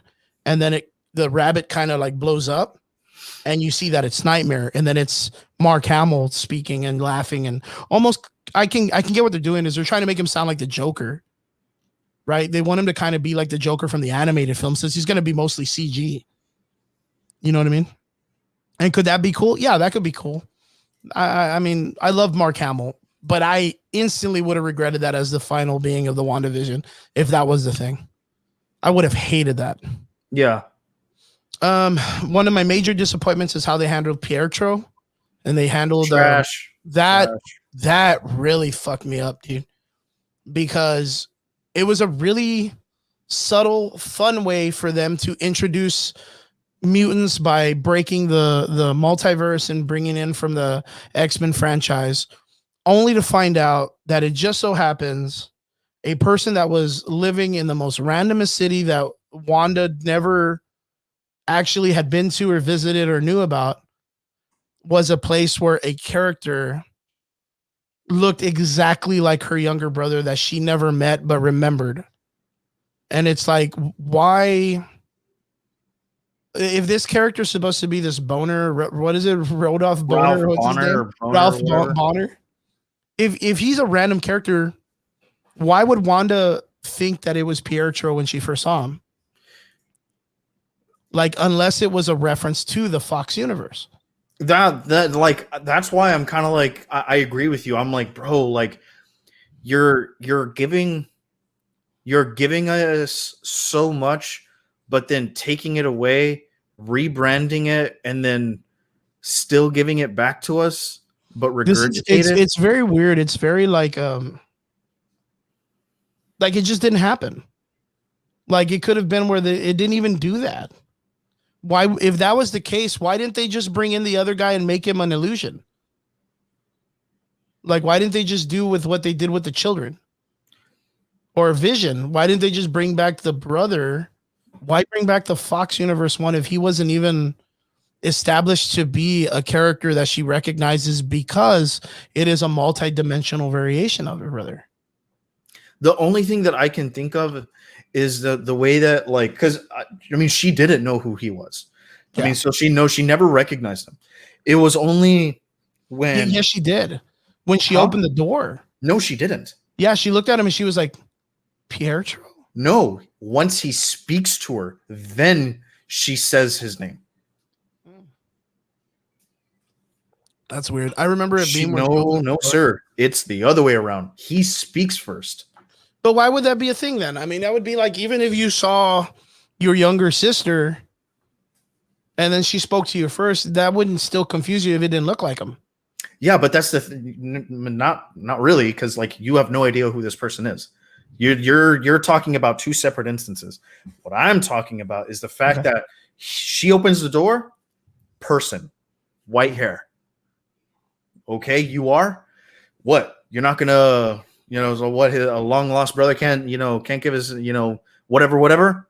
Pietro, and then then the conversation starts.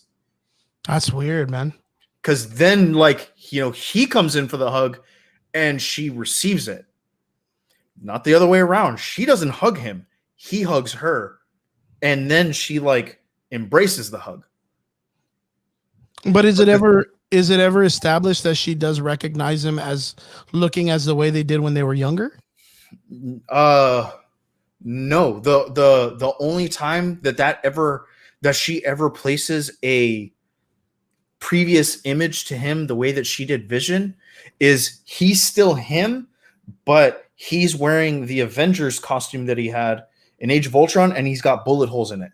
That's it. But it's still Evan Peters, not Andrew Johnson. Yeah, why would she see that kid instead of the other guy? She's not seeing, she's only seeing the event. She's seeing Evan Peters in that costume because now she's associating Evan Peters as Pietro, not knowing that it's a different thing. I don't know. It's very weird, man. Yeah, don't get me wrong, but like I've said, and I will die on this hill. This show was never meant to be a resolution. Anyone who thinks that, sorry. It was never meant to be a resolution. We talked about this, but then I showed you that literally in interviews, the director is saying that it's a resolution. Bro, until I hear fucking Kevin Feige come out and say that it was supposed to be a resolution, I don't give a shit. Kevin Feige, Feigelicious, bro. Yeah, dude. Or John fucking Favreau come out and say it. Nope.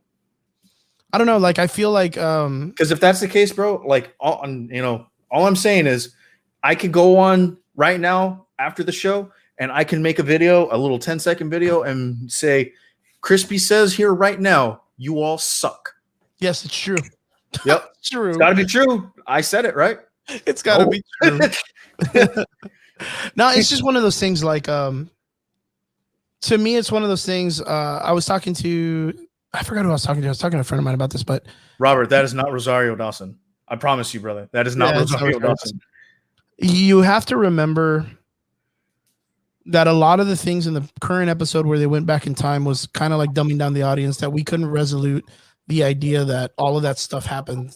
And it was like almost like a filler episode, right? Then you get to this episode.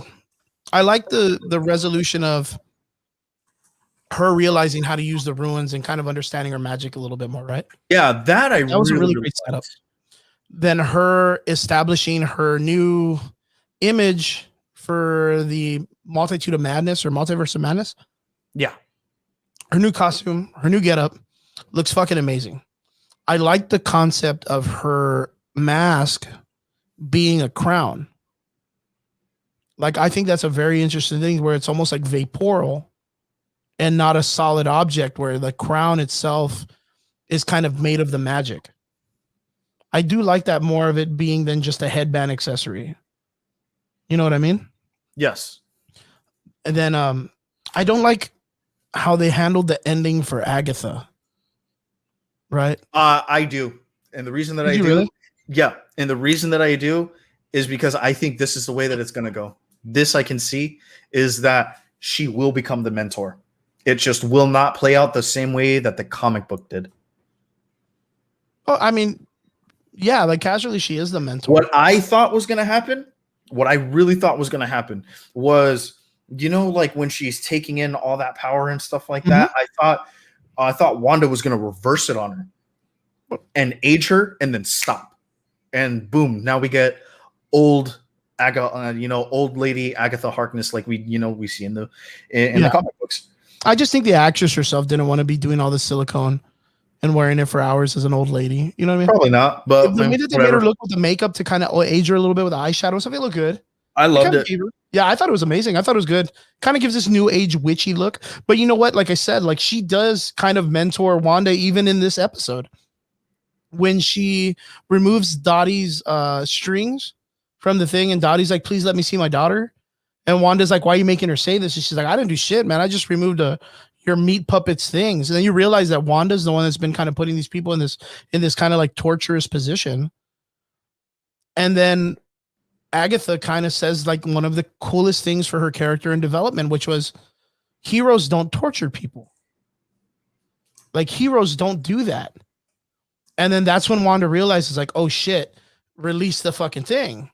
Even though she's fighting this lady, Agatha's kind of like, yo, you're still being a bitch. Like, why are you doing that? If you're supposed to be a hero, you're not supposed to do that. Like, yeah, I'm no good person either, but you're torturing people. Yeah.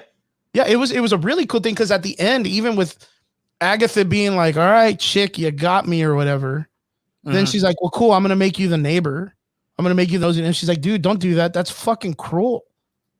And if there's anything in the comic book that's people got right, is that fucking Scarlet Witch in the comic book is vengeful as fuck. She is like a bitch when she sets down shit, she's an asshole.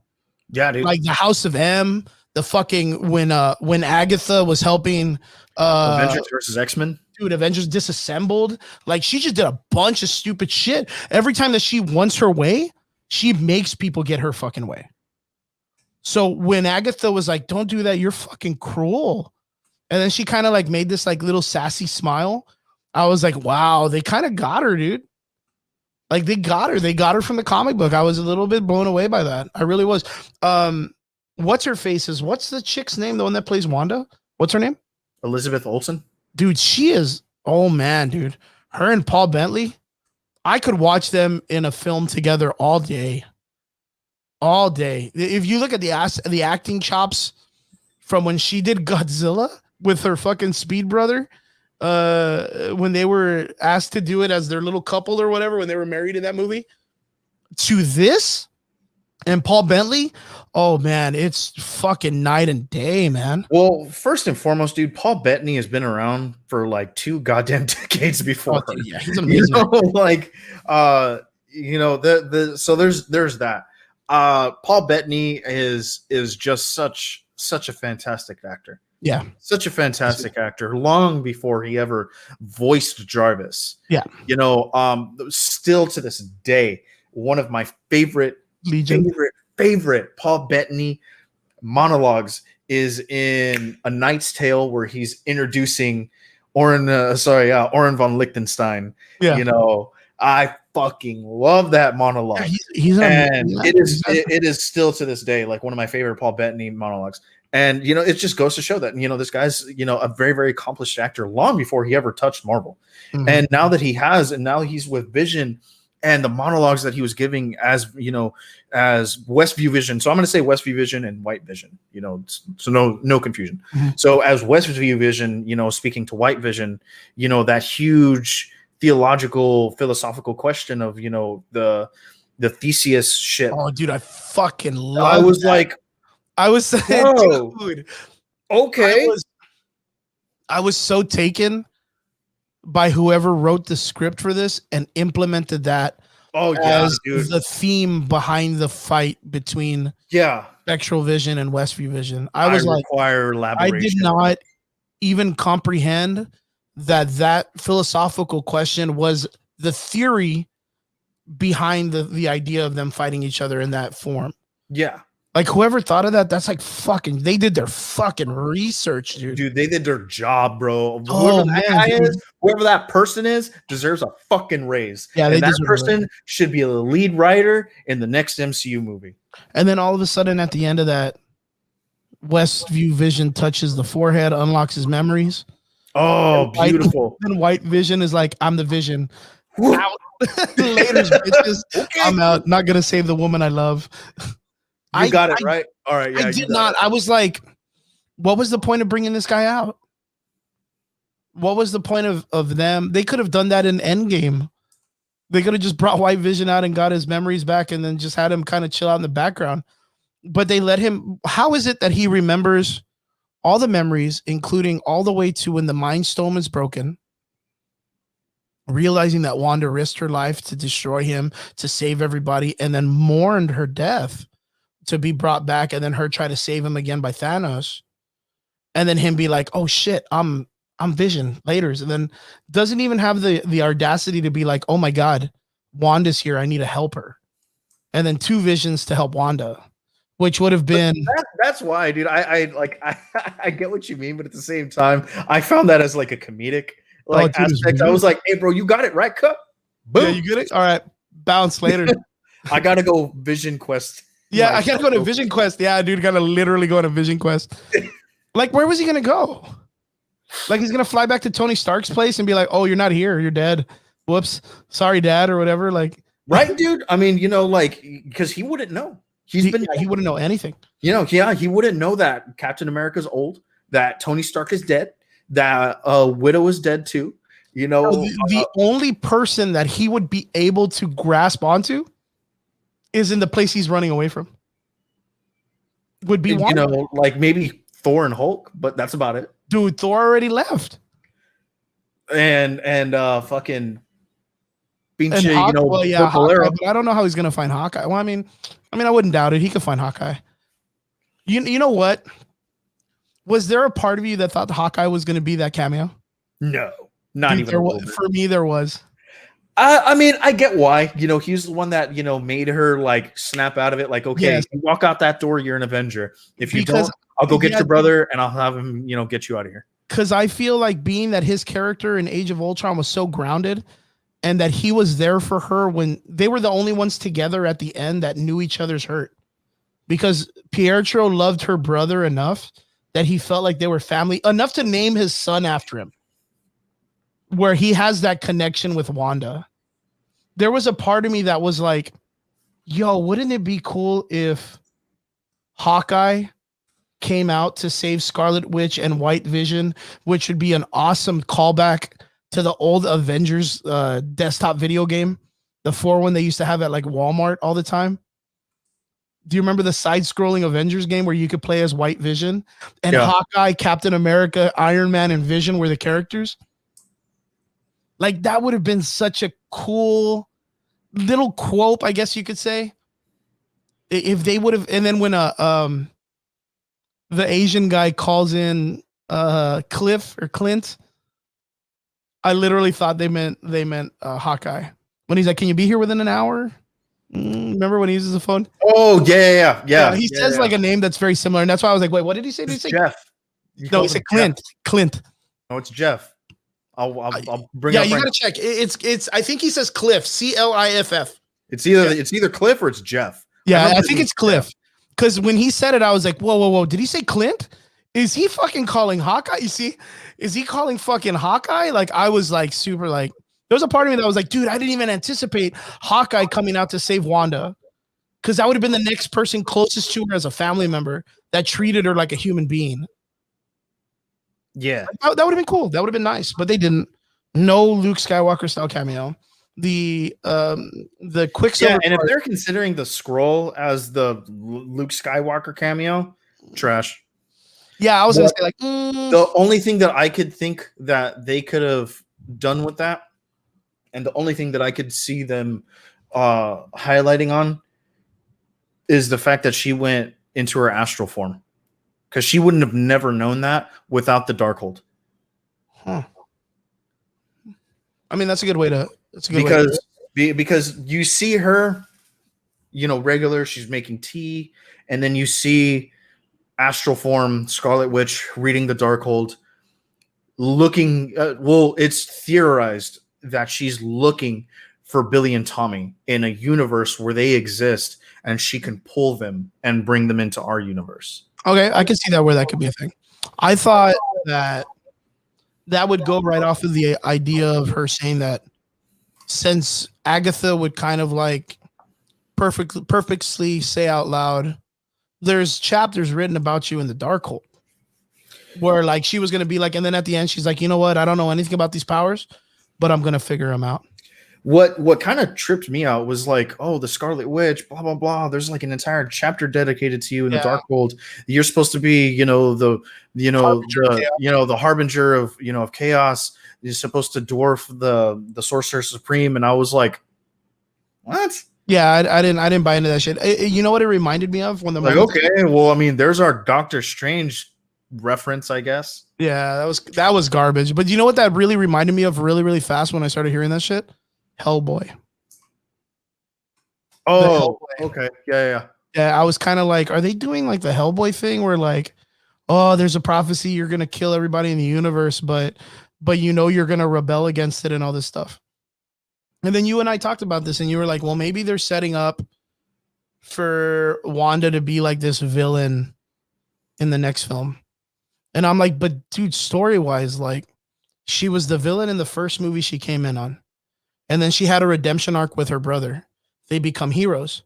And then again in Civil War, with her being a hero, she then murders or massacres a bunch of people with Crossbones explosion, then becoming a criminal, then being hated by many. Then from there, helping the Avengers stop the Civil War between the heroes, between Cap and Iron Man or whatever. And then, but her being on Cap's side puts her on the losing side. Then she gets put in the cell, or what's that? The prison in water? Which one? Raft. Yeah, the raft. She gets put in the raft with all the other ones. And then later on they're released, only for her to be released. And then for her to go right to doing stupid shit again.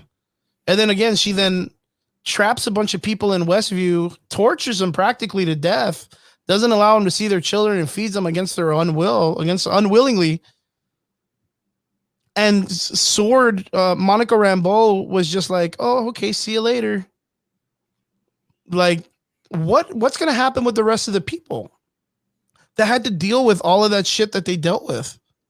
Like, are they not going to get any retribution? Like, how do they fix a character from there, story-wise?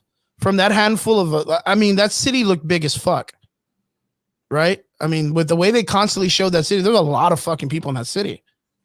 I mean, when you look at the Halloween episode, there's a fuckload of people. And if all of those people are being held without permission or being imprisoned, and then being it to where like the children can't come out of their rooms and blah, blah, blah.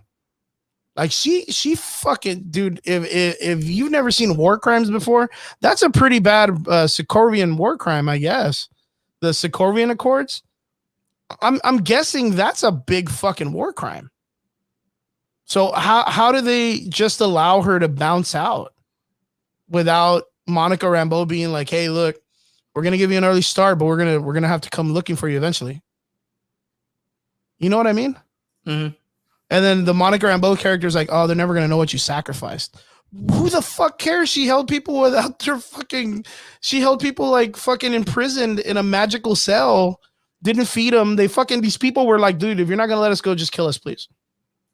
Like, That's sad as fuck. That bummed me out, dude. When I was watching that old lady from the fucking 70s show was like, just kill us, man. I mean, my kids all smoke weed in the living room and talk comedy and stuff, and I'm a really funny lady, but just kill us. I was like, oh, dude, this hurts, man. Like, just kill everybody, please, Wanda. Oh, and then not only that, she has a minor meltdown and then chokes people almost to death. Yeah, dude. Yeah, like what else? What other laws does she need to break for them to arrest her, or at least like tell her that she has to go back to the raft and they put that collar on her that stops her from using her powers or what? Like, Dude, who the fuck knows, man? It's gonna be one of those things where it's like, you know, at this point or at this juncture, like it not just in storytelling and stuff like that, the fucking world can come after her and she's gonna be like, all right, dude, get fucked. you were saying it. You were like, it's gonna be like the opposite version of the House of M. Yeah, Right. dude. The House of W. House of W, and I was like, W equals whack. The House of whack. Yeah, dude. The House of Rex. The House of get wrecked, son. Yeah, it's a wow series, man. 7 because again, missed opportunities. Right, you go back to episode 7. I know an aerospace engineer brings in someone who is a minor character. Like my boy Robert here, he was a little confused. He thought that FBI agent was Rosario Dawson because deep down inside, they were promising such a badass cameo and a badass ending. Even the idea of us, you and I, being huge fans of Marvel, knowing that we were practically guaranteeing that Doctor Strange would come out. And he doesn't even make it. Wong doesn't even make it. I mean, we were, I mean, not just betting on it. I mean, we were counting on it. We were like, it has to happen. Logical thing that would happen. Yeah. You see the Darkhold. The entire fucking world knows that there's an entire city being captured by a giant red block. If you don't see that shit, you're not living in 2021 or whatever year they're living in. You know what I mean? So there's no way that Doctor Strange was like, hey, that looks familiar. That looks like fucking hex magic. I should head out there because my people are the ones that stop magical shit from happening in the world. The Avengers stop the other shit. We stop this shit. So like, how doesn't he know that that shit was going on? How does he not know that Darkholds was being used? How does he not feel it in the fucking magical force that someone's manipulating shit around the world? It just felt logical for him to show up. Dude, even Wong showing up would have made sense. Or Baron Mordo, out of all people, showing up. Like someone showing up. Even for the ending scene to happen, there was a really weird thing. I kind of felt at the ending when Wanda was sitting in the cabin, I guess that was a resemblance or a remembrance of Thanos, where like the entire thing was done. He found his farm, sitting and enjoying the sunset, and onwards into whatever the future brings, right? It was very reminiscent of the Thanos scene, right? At the ending of Infinity War. I kind of felt, oh, dude, don't even get me started on the Darcy thing, dude. Don't even get me started on the Darcy thing. That was such a waste of space, dude. There's no reason to have her on the show except for her crashing into Hayward later. There was not even a reason to bring in Hayward. If you think about it, of him manipulating of him manipulating shit, like who the fuck cares? Why? Okay, let me ask. At the ending of this series, without anything else, by itself and its own entrapment, what was the purpose of him manipulating the video of Wanda with Vision? To get military backing to go into Westview forcefully. Yeah, but then again, he wasn't even compliant with Quantico or anybody. He was doing things under the radar anyways. Yeah, but he had the backing for it. The whole Quantico thing, that doesn't matter. He's not an FBI agent. He's a sword agent. He doesn't fall under that department. He's supposed to be above all that shit. Yeah, so he doesn't fall under that department. They fall under him. So why are those arrested? Yeah, Sword would technically supersede the FBI. But the FBI is still a law enforcement agency, so they can make an arrest, whether above or below their station. I mean, the FBI could fucking arrest the president if they wanted to, Yeah, of course. but given the cause. But the thing is that like he had the backing of Sword because of the video that he doctored.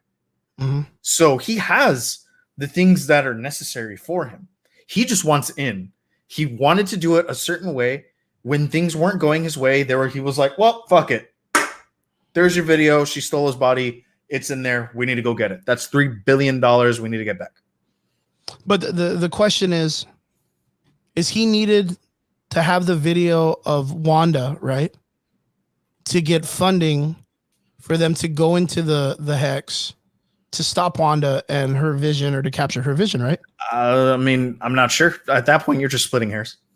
No, I mean, because that's the purpose. What was the purpose? So you're saying the reason why they needed to make the video of Wanda messing up that place was only to get funding to no, was to have turn that as vision into a weapon, was right? to have that as the like.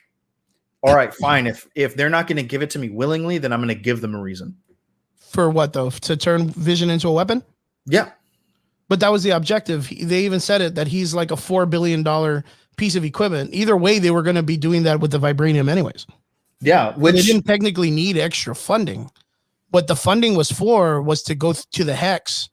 To fight which Wanda, was what I weapon. said was to was for that backing to go inside of the hex forcefully. But if you remember in the first episode, no one knew what the hex was. It wasn't Neither until did Darcy he. Lewis showed up. They had already been established there. It wasn't until Darcy showed up with her equipment that she was able to find out that there was 2 Avengers in there. So they didn't even know it had anything to do with Wanda. Yeah, but at the same time, as per the military, if you don't know something, you're going to send a large force to go and figure it out. Well, the thing is I think it's because Sword itself is supposed to be the new shield.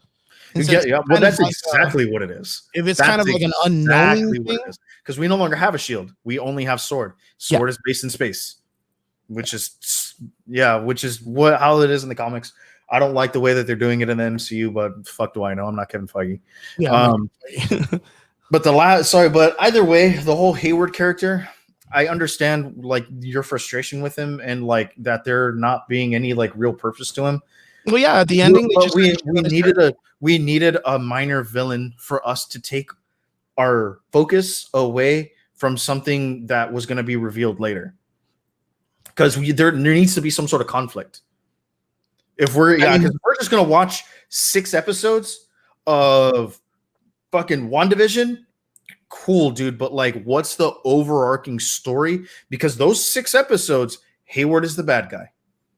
Then then episode 7, we get Agatha, who's like, ha, I also killed the bunny, or I killed the dog too. In the aspect of it, the conflict that Wanda is dealing with herself, and then you finding out that she's the one fucking over everybody and all this stuff. Yeah, but she's we don't kind of like that villain already. Yeah, I know, but like, we there was a lot of villains. Yeah, no, I agree, but we don't know that yet. We knew Hayward was the bad guy. I kind of feel like logically, right? If you're watching the show, you probably felt this too. Triggs, you probably felt this. You can tell me if you disagree. We still don't know who Hayward is. And there was supposed to be at least some type of like, okay, this is who he is. This is where we're going. I kind of thought that he was going to be an evil scroll. I'm glad I was wrong. Right? Yeah, there was the concept of that. I'm glad I was wrong. But at this point, I'd almost have to say, who the fuck cares, dude?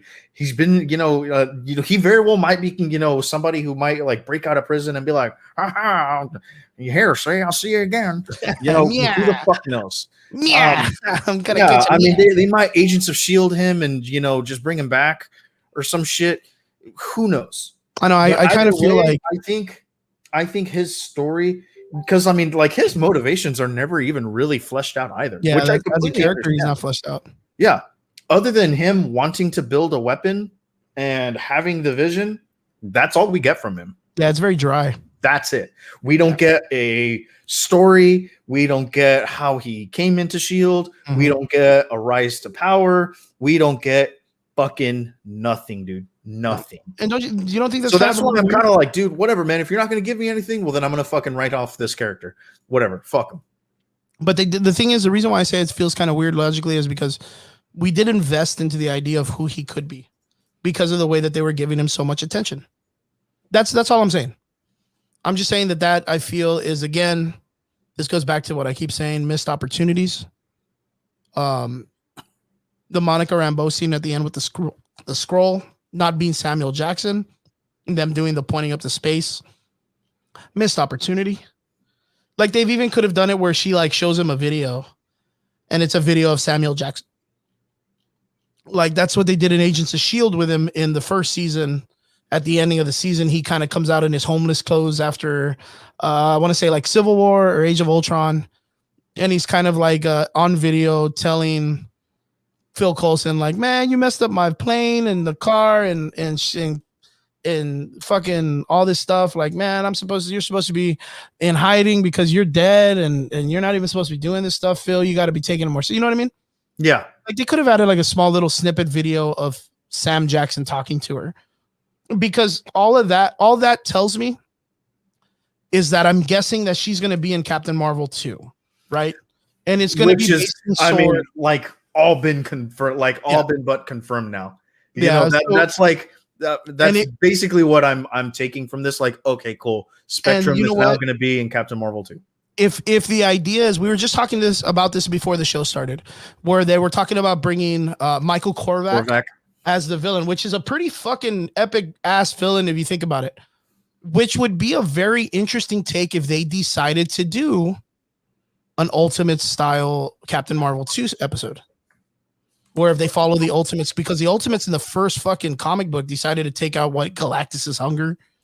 Yeah, I don't know, man. I'm not gonna lie, and you know, I'll get canceled for this. I don't care. I don't care for the Ultimates. I thought they were a stupid team. You know what? I understand that, because every character there was very random and shitty. I mean, yeah, Blue Marvel never gets talked about. We love him, but he never gets talked about enough to be in a comic book. Yep. If they don't, usually Marvel being the way it is, they would write in Reed Richards' character instead of Blue Marvel in a heartbeat. Why? Because they always promote Reed Richards as the ultimate smart guy, where Blue Marvel has rivaled him many times, and Reed Richards has said that Blue Marvel rivals him in intelligence. I mean, it is what it is. Captain Marvel, no one fucking likes in the comic book. Right now, there's a lot of people that are like, "Oh my God, she's the best." But those are people that are coming from the film to it, that like Brie Larson, that like what they did in the Marvel universe. But in the comic books, there was a lot of people that were like, right on the heels of Civil War II, dude, Captain Marvel was like done and gunned. Like, she was so stupid as a character written. America Chavez had never been written correctly except for West Coast Avengers, and then a bunch of people took her character, her comic arc, and wrote it in all these weird ways that nobody fucking liked it. But the Ultimates wrote her well. And you have T'Challa. The reason why you have someone like T'Challa is because T'Challa is Batman's belt. There's no way you're stopping T'Challa. If he's in a film or if he's in a comic book, you're going to win. You're going to win. He's the dude. T'Challa is like a crowd favorite. During that time, Black Panther, the movie was just out. He could do no wrong. Even in the comic books, he was like the ultimate character. It still is, if you think about it. He is the Deus Ex Machina. He's the Mary Sue of the comic book world. The Ultimates, I feel they fleshed out the characters better. They did do more attention to building story on each character, only inside of that realm that they were in when it came to being on Sword. So I have a feeling that since Monica Rambeau is going to be in space as Spectrum, America Chavez coming out in Doctor Strange in the Multiverse of Madness, right? Her character coming out puts her in the idea of maybe being part of Sam Jackson's Sword program later, since she's a younger one. You have, of course, Captain Marvel, of course.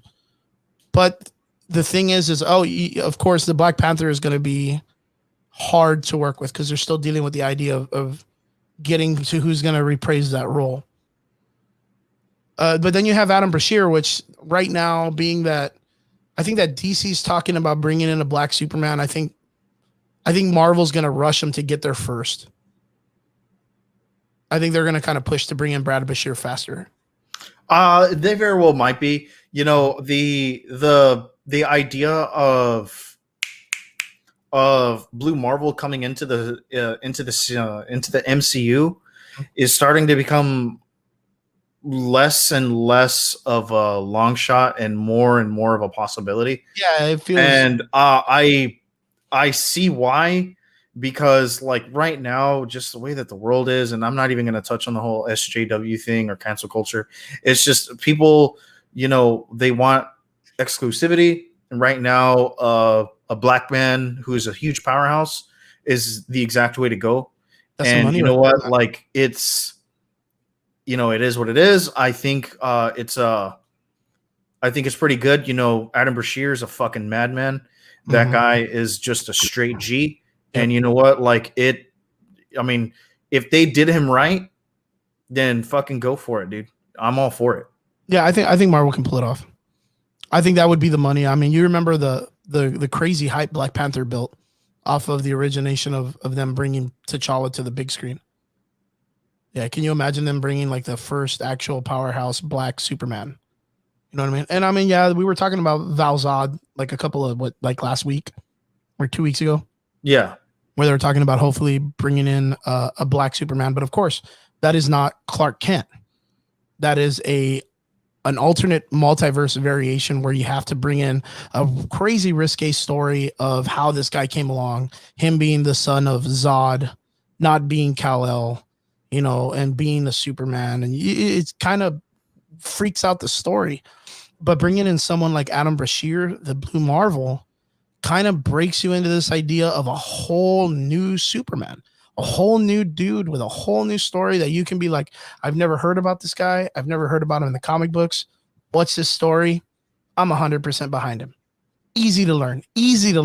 Not to be confused with Clark Kent or Zod or all of these crazy stories where you're like, well, what happened to Clark Kent? What happened to the Kent family? Why is those people not there? Why is he in another multiverse? What does that mean? Yeah. So it kind of rubs away all that stuff because he's in that continuity. He's just hidden, and it would be a really easy way for them to install this. Easy way. I mean, which might get me a little excited for a Captain Marvel 2 movie if they do that. I mean, Korvac would be an interesting villain already, but like we said, he's a huge powerhouse, super cosmic villain kind of guy. So they're going to probably do something in that nature where they can take something down with power and intelligence. Because I don't know, man. After WandaVision, I really don't think Captain Marvel's the strongest character in the multiverse. Fuck no. Fuck no, dude. WandaVision. Fuck no. Wanda. Jesus Christ, dude.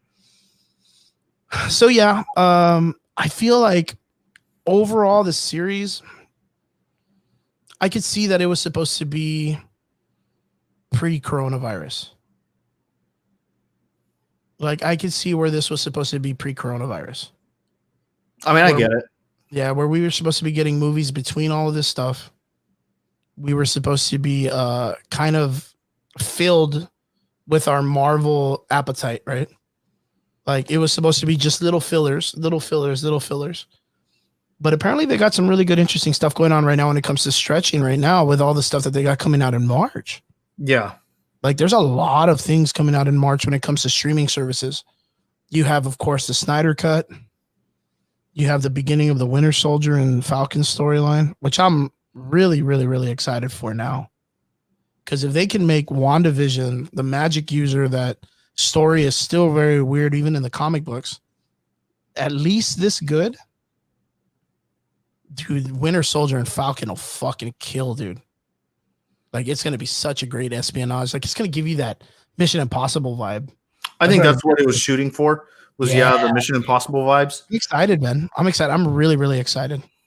We have Robert just said something that I wanted to casually touch base on. That Marvel recently came out and released the title for the X-Men apparent franchise, and it's going to be called The Mutants. The title's going to be very written like the old X-Men cartoon font.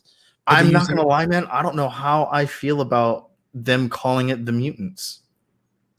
Well, I mean, I don't even know how I feel about them bringing in the mutants now, because I thought WandaVision was going to casually introduce mutants to the world. I know that's what everyone wanted. I'm glad that's not when they did it, though. I know, but it's one of those things, like, it implemented it. You know what I mean? Like even with the idea of us not saying, well, maybe it didn't. It's still implemented in the seventh episode that when they went back in time to see Wanda stop the bomb, that she already casually had some type of superpower. So, like, does that mean that she had power? If not, then why even put that scene in it? I think, me personally, was that I think witches are like a separate entity, like from mutants. Everyone is like powers, mutants, right? That's not always the case. I mean, they really haven't established what mutants are. So Well, we they have in the comics, though. we technically thought that they were just miracles in the sense of what Von Strucker said. Yeah, You know, but they haven't, used the word mutant. That's kind of what we're waiting for, is the word mutant.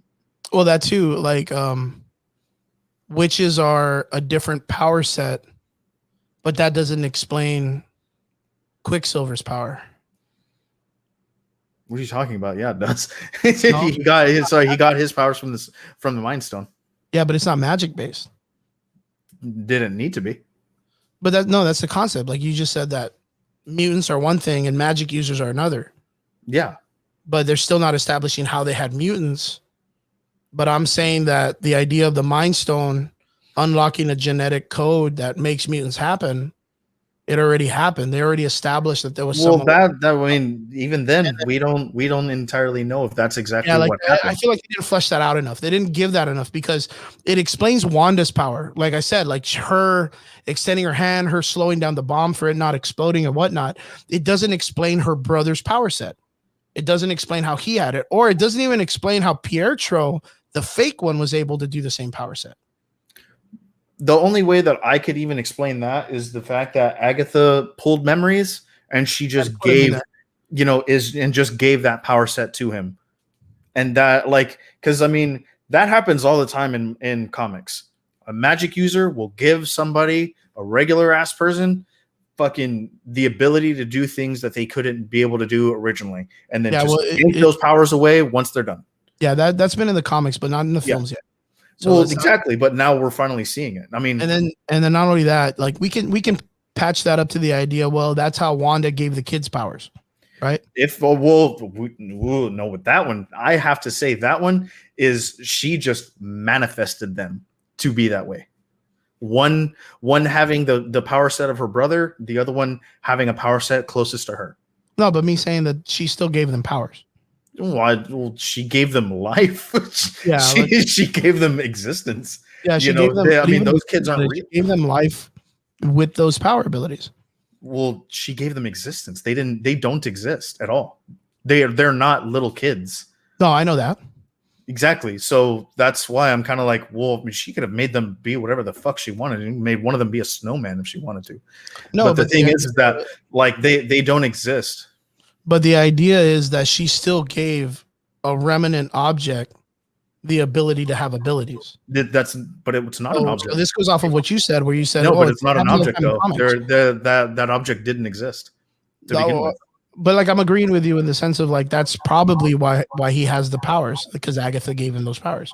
Yeah. You see, Wanda gave the children powers, even though they never had powers, they never existed. So she brought them to life and she gave them powers. So like, is there a possibility that the magic could give people powers? I don't know. She did it with the two kids, sort of.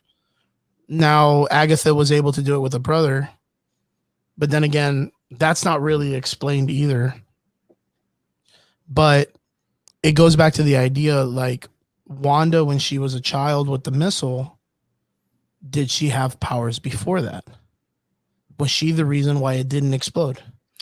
I think that's exactly what Agatha was trying to hint at, was yes, she is the one who made the probability. The probability of it not happening.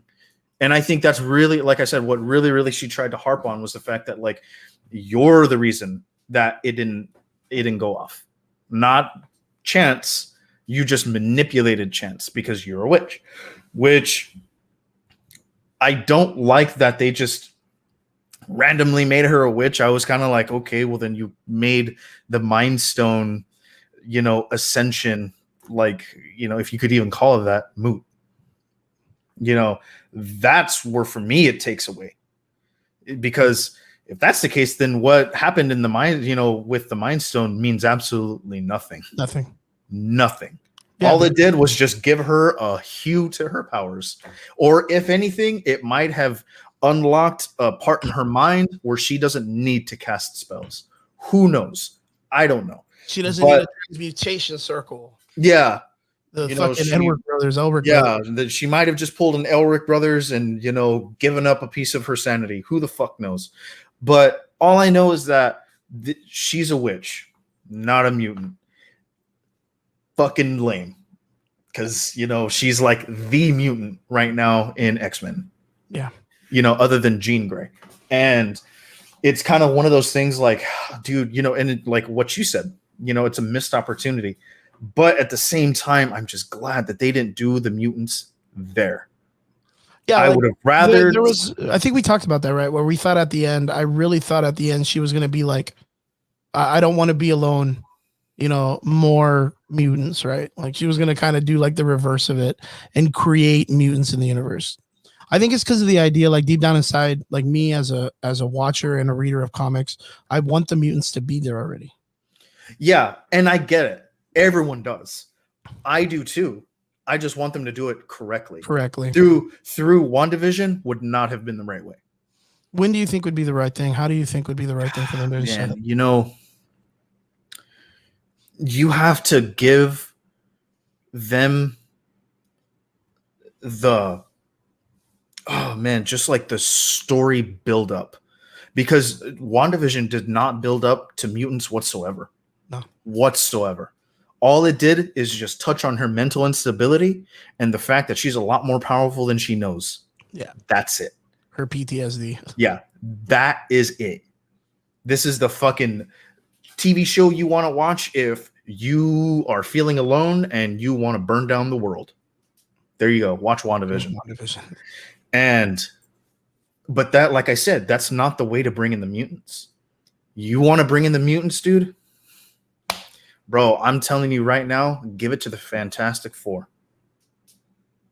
I don't know, man. That's an interesting concept for the Fantastic Four, but but here, let me give this to you like this. Why not let one of the most eluded mysteries in all of the MCU be discovered by the smartest team in the MCU? Because I feel like with WandaVision, they established this idea that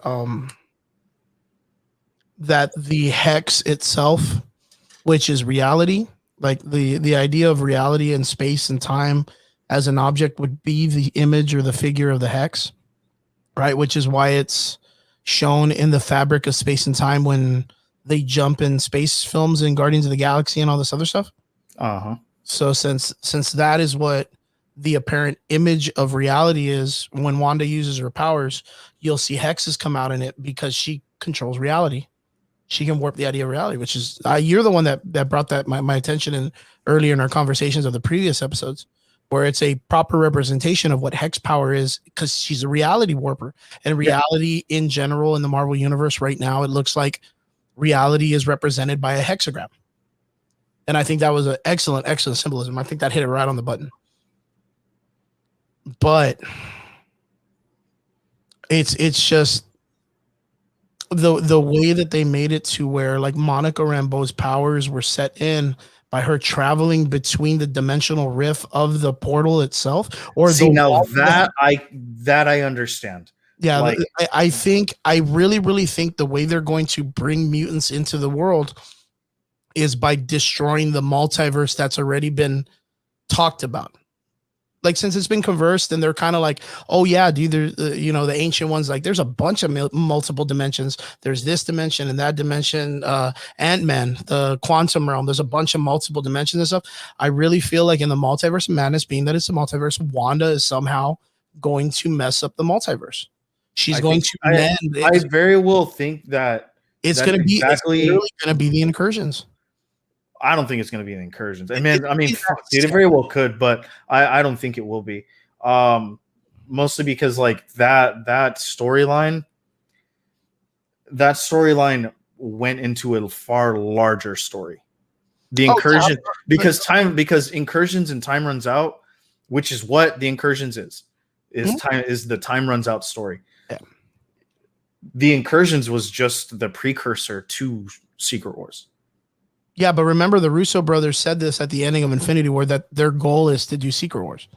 Yeah, They but didn't say- I have a feeling I don't think it's that Secret Wars. Oh yeah, of I course. have a feeling it's the 1984 Secret Wars. But the only way they're going to get that is if they do if they bring in the mutants, they bring in the Fantastic Four, they bring in everybody. Yeah, no, and Everybody's you're not wrong. Like that needs to happen. But at the same time, they did Civil War without fucking without like half of that cast. Yeah. Oh, I mean, they've done it once and they can do it again. Yeah, so it's one of those things. Like, I mean, and then Endgame at the ending, they had a marvelous cast, dude. They had a huge war, which, if you break it down, was very similar to the way the Secret Wars Battle World went, where Thanos came out and was fighting Doctor Doom, God Doom, and then Black Panther came out and he had the Infinity Gauntlet, which was represented in that one when he was carrying the gauntlet. Like, there's a lot of, I know the Russo brothers go big. Like, we know that they're not afraid to go big. And the images that they have for film are solid as fuck. Endgame, not gonna lie, I never thought in my whole life I would see that as a comic book lover. And he brought it to fruition in the most beautiful ways possible. Is there a possibility that with half of that being needed, with a whole new cast, with maybe a couple of resonating characters, could he make a new Secret War Battle World? The reason why I say Battle World is because it's already been told that in Thor Love and Thunder, the Thor Corps is going to be there. So that's straight up Battle World. Fucking lame, dude. I'm not even kidding, dude. So they've already gave knowledge to it by having Groot pick up the hammer, Beta Ray Bill, and they're talking about introducing a character that can control lightning who has white hair, that's a female, as part of the Thor Corps, which a lot of people think Storm is going to be one of the characters in Thor Corps. And if that's the case, that's because Wanda is going to cause some type of incursion. She's going to bring in multiverses to bring in the reality where she has the children. And in that reality would be the only other place where mutants exist. So when they consolidate it, which is what they did in the most recent comic book when it came to Gamora killing Thanos, they consolidated the half of the universe rather than wipe it out. Do you remember that? Yeah, but then they split it right back up. Yeah, and it meant nothing. Because they knew they fucked up story wise. I was about to say, I was like, if that's the story you're going with, then try again. Because like the thing is that I'm saying is, we already know that the multi-person madness for Doctor Strange is going to have someone like America Chavez, which we know it's going to be where there's problems diverging with the multiverses. The only major story that we know that does that, where there's a lot of red textures in the background and stuff like that, was the incursion. And we understand that Wanda is probably going to cause it because she's going to try to find a way to bring her children back to life. Hence the reason at the ending of the thing, when she hears her kid, she slams the book. The only other way that she's going to do that is just she tries to bring them from another multiverse. And the only which I agree with. Yeah. The only thing is that I don't think she's going to cause the incursions. I think it's not going to be in the scale. Not exactly the way it is in the comic book, but I kind of feel like I can see as far as incursions go. So like, I mean, if we break down the word incursion, right? I just got incursion, to invade or attack, right? Mm-hmm. So if we're going to break down that word incursion, there very well could be an instance, a story where we see somebody from another multiverse or another universe coming to us or us going to them. It very well could be a whole Wanda thing. But I mean, that's the only thing that I could see for incursion even being a thing. Yeah, I kind of feel like that. It's not going to be like the incursions into that comic book line into Battle World. I feel like it's just going to be a thing used so that they can consolidate people and then them try to fix the multiverse and then do like the Tony Stark thing where they're like, well, I want to fix it, but I don't want to lose it. Yeah, no, and I get that, but like a lot of people, and this kind of goes on to like your previous conversation about mutants. Everyone wants mutants right now. Yeah. The Marvel Studios has pretty much said that they're going to bring mutants. They will happen, but it's not going to happen after a while. Yeah, it's for a long while. Yeah, it's gonna be a while. I get that part. I totally get that. And we talked about that too, because I think they're gonna wait for like that character that's the Wolverine chick, 23, to grow up a little bit more. They very well might. You know, I think they're Daphne gonna wait Keene. for Yeah, Daphne Keene would be awesome as X-23. Awesome. Yeah. And so, yeah, scale of 1 to 10, WandaVision, I feel like it would be an easy 7 out of 10. Yeah. Was it everything we expected it to be? No. But boy, did it fulfill our Marvel comic book hunger for the moment. I feel fantastic. I can't wait for the ending of March. This month has so much coming into it. This month is coming up. I'm super excited, dude. And like I said, I recently bought HBO Max. I can go watch all my DC movies that I don't like, but still can watch. But of course, we have the Zack Snyder cut, which you guys heard earlier. Our good friend and con creator, Pete Martinez of and literally 2 weeks from today, Falcon and Winter Soldier. Dude, it's exciting. It's kind of gotten us into this mode that we're like, hey, you know what? I can wait a little bit longer. And if I'm not mistaken, I think Disney Plus just released this thing called Marvel Assembled, which is kind of like a behind the scenes that they did to show you how they made WandaVision and the things like creating it. So if you do want a little bit behind the scenes, don't forget to check that out on Disney Plus. We have the Snyder Cut coming up, Godzilla, and we have the Winter Soldier all coming out in the same month. Yeah, dude, it's gonna go. It's gonna be amazing, guys. What a fucking time to be alive! I'm super excited. March is gonna be super amazing. We've decided we've kind of gone a little bit over, and we do apologize. We try to keep it between the 2 hours, but man, we really got into it at the end of that conversation, though. That was super amazing. I love that kind of stuff. But Triggs, thank you so much. Our audience. Again, we want to thank you guys so much for tuning in, having a good time with us, jumping into the conversation. We appreciate all of you guys that do this. Thank you for sharing. Thank you for liking. Thank you for spreading the love for the Average Boys podcast. Don't forget, the mask mandate hits Wednesday. Be courteous to each other. If you feel uncomfortable, wear your mask. If you feel uncomfortable if someone else isn't, ask them politely if they can please wear theirs. If not, make them feel comfortable by telling them if they can stay a little bit farther away, or if you can move a little farther away from them if you have that opportunity. Don't get too crazy about it. Don't add on to the drama. You know, the Valley already looks a little weird to the other rest of the nation. We want people to understand that we are a civilized culture. We want people to understand that we are courteous to each other because we are Texans and we love each other. And all we want to do is help each other out. Guys, be careful. Stay safe. Wash your hands. Cover your mouth. Take care of each other. Tell everybody you love them. Tell someone next to you love them. And guys, thank you so much for tuning in with us again on a Friday night with the Average Boys. Don't forget also, don't forget to like us, follow us on any one of your favorite podcast channels, Spotify, Apple Podcasts, Amazon Music, any of them, Spotify. What's another good one? VLC. There's a bunch of them. We're even on Spreaker, guys. So don't forget to go check us out and like our content. We appreciate you guys all the time. And we will see you guys again next Friday, 9 p.m. here on the Average Boys podcast. We'll see you guys. Laters.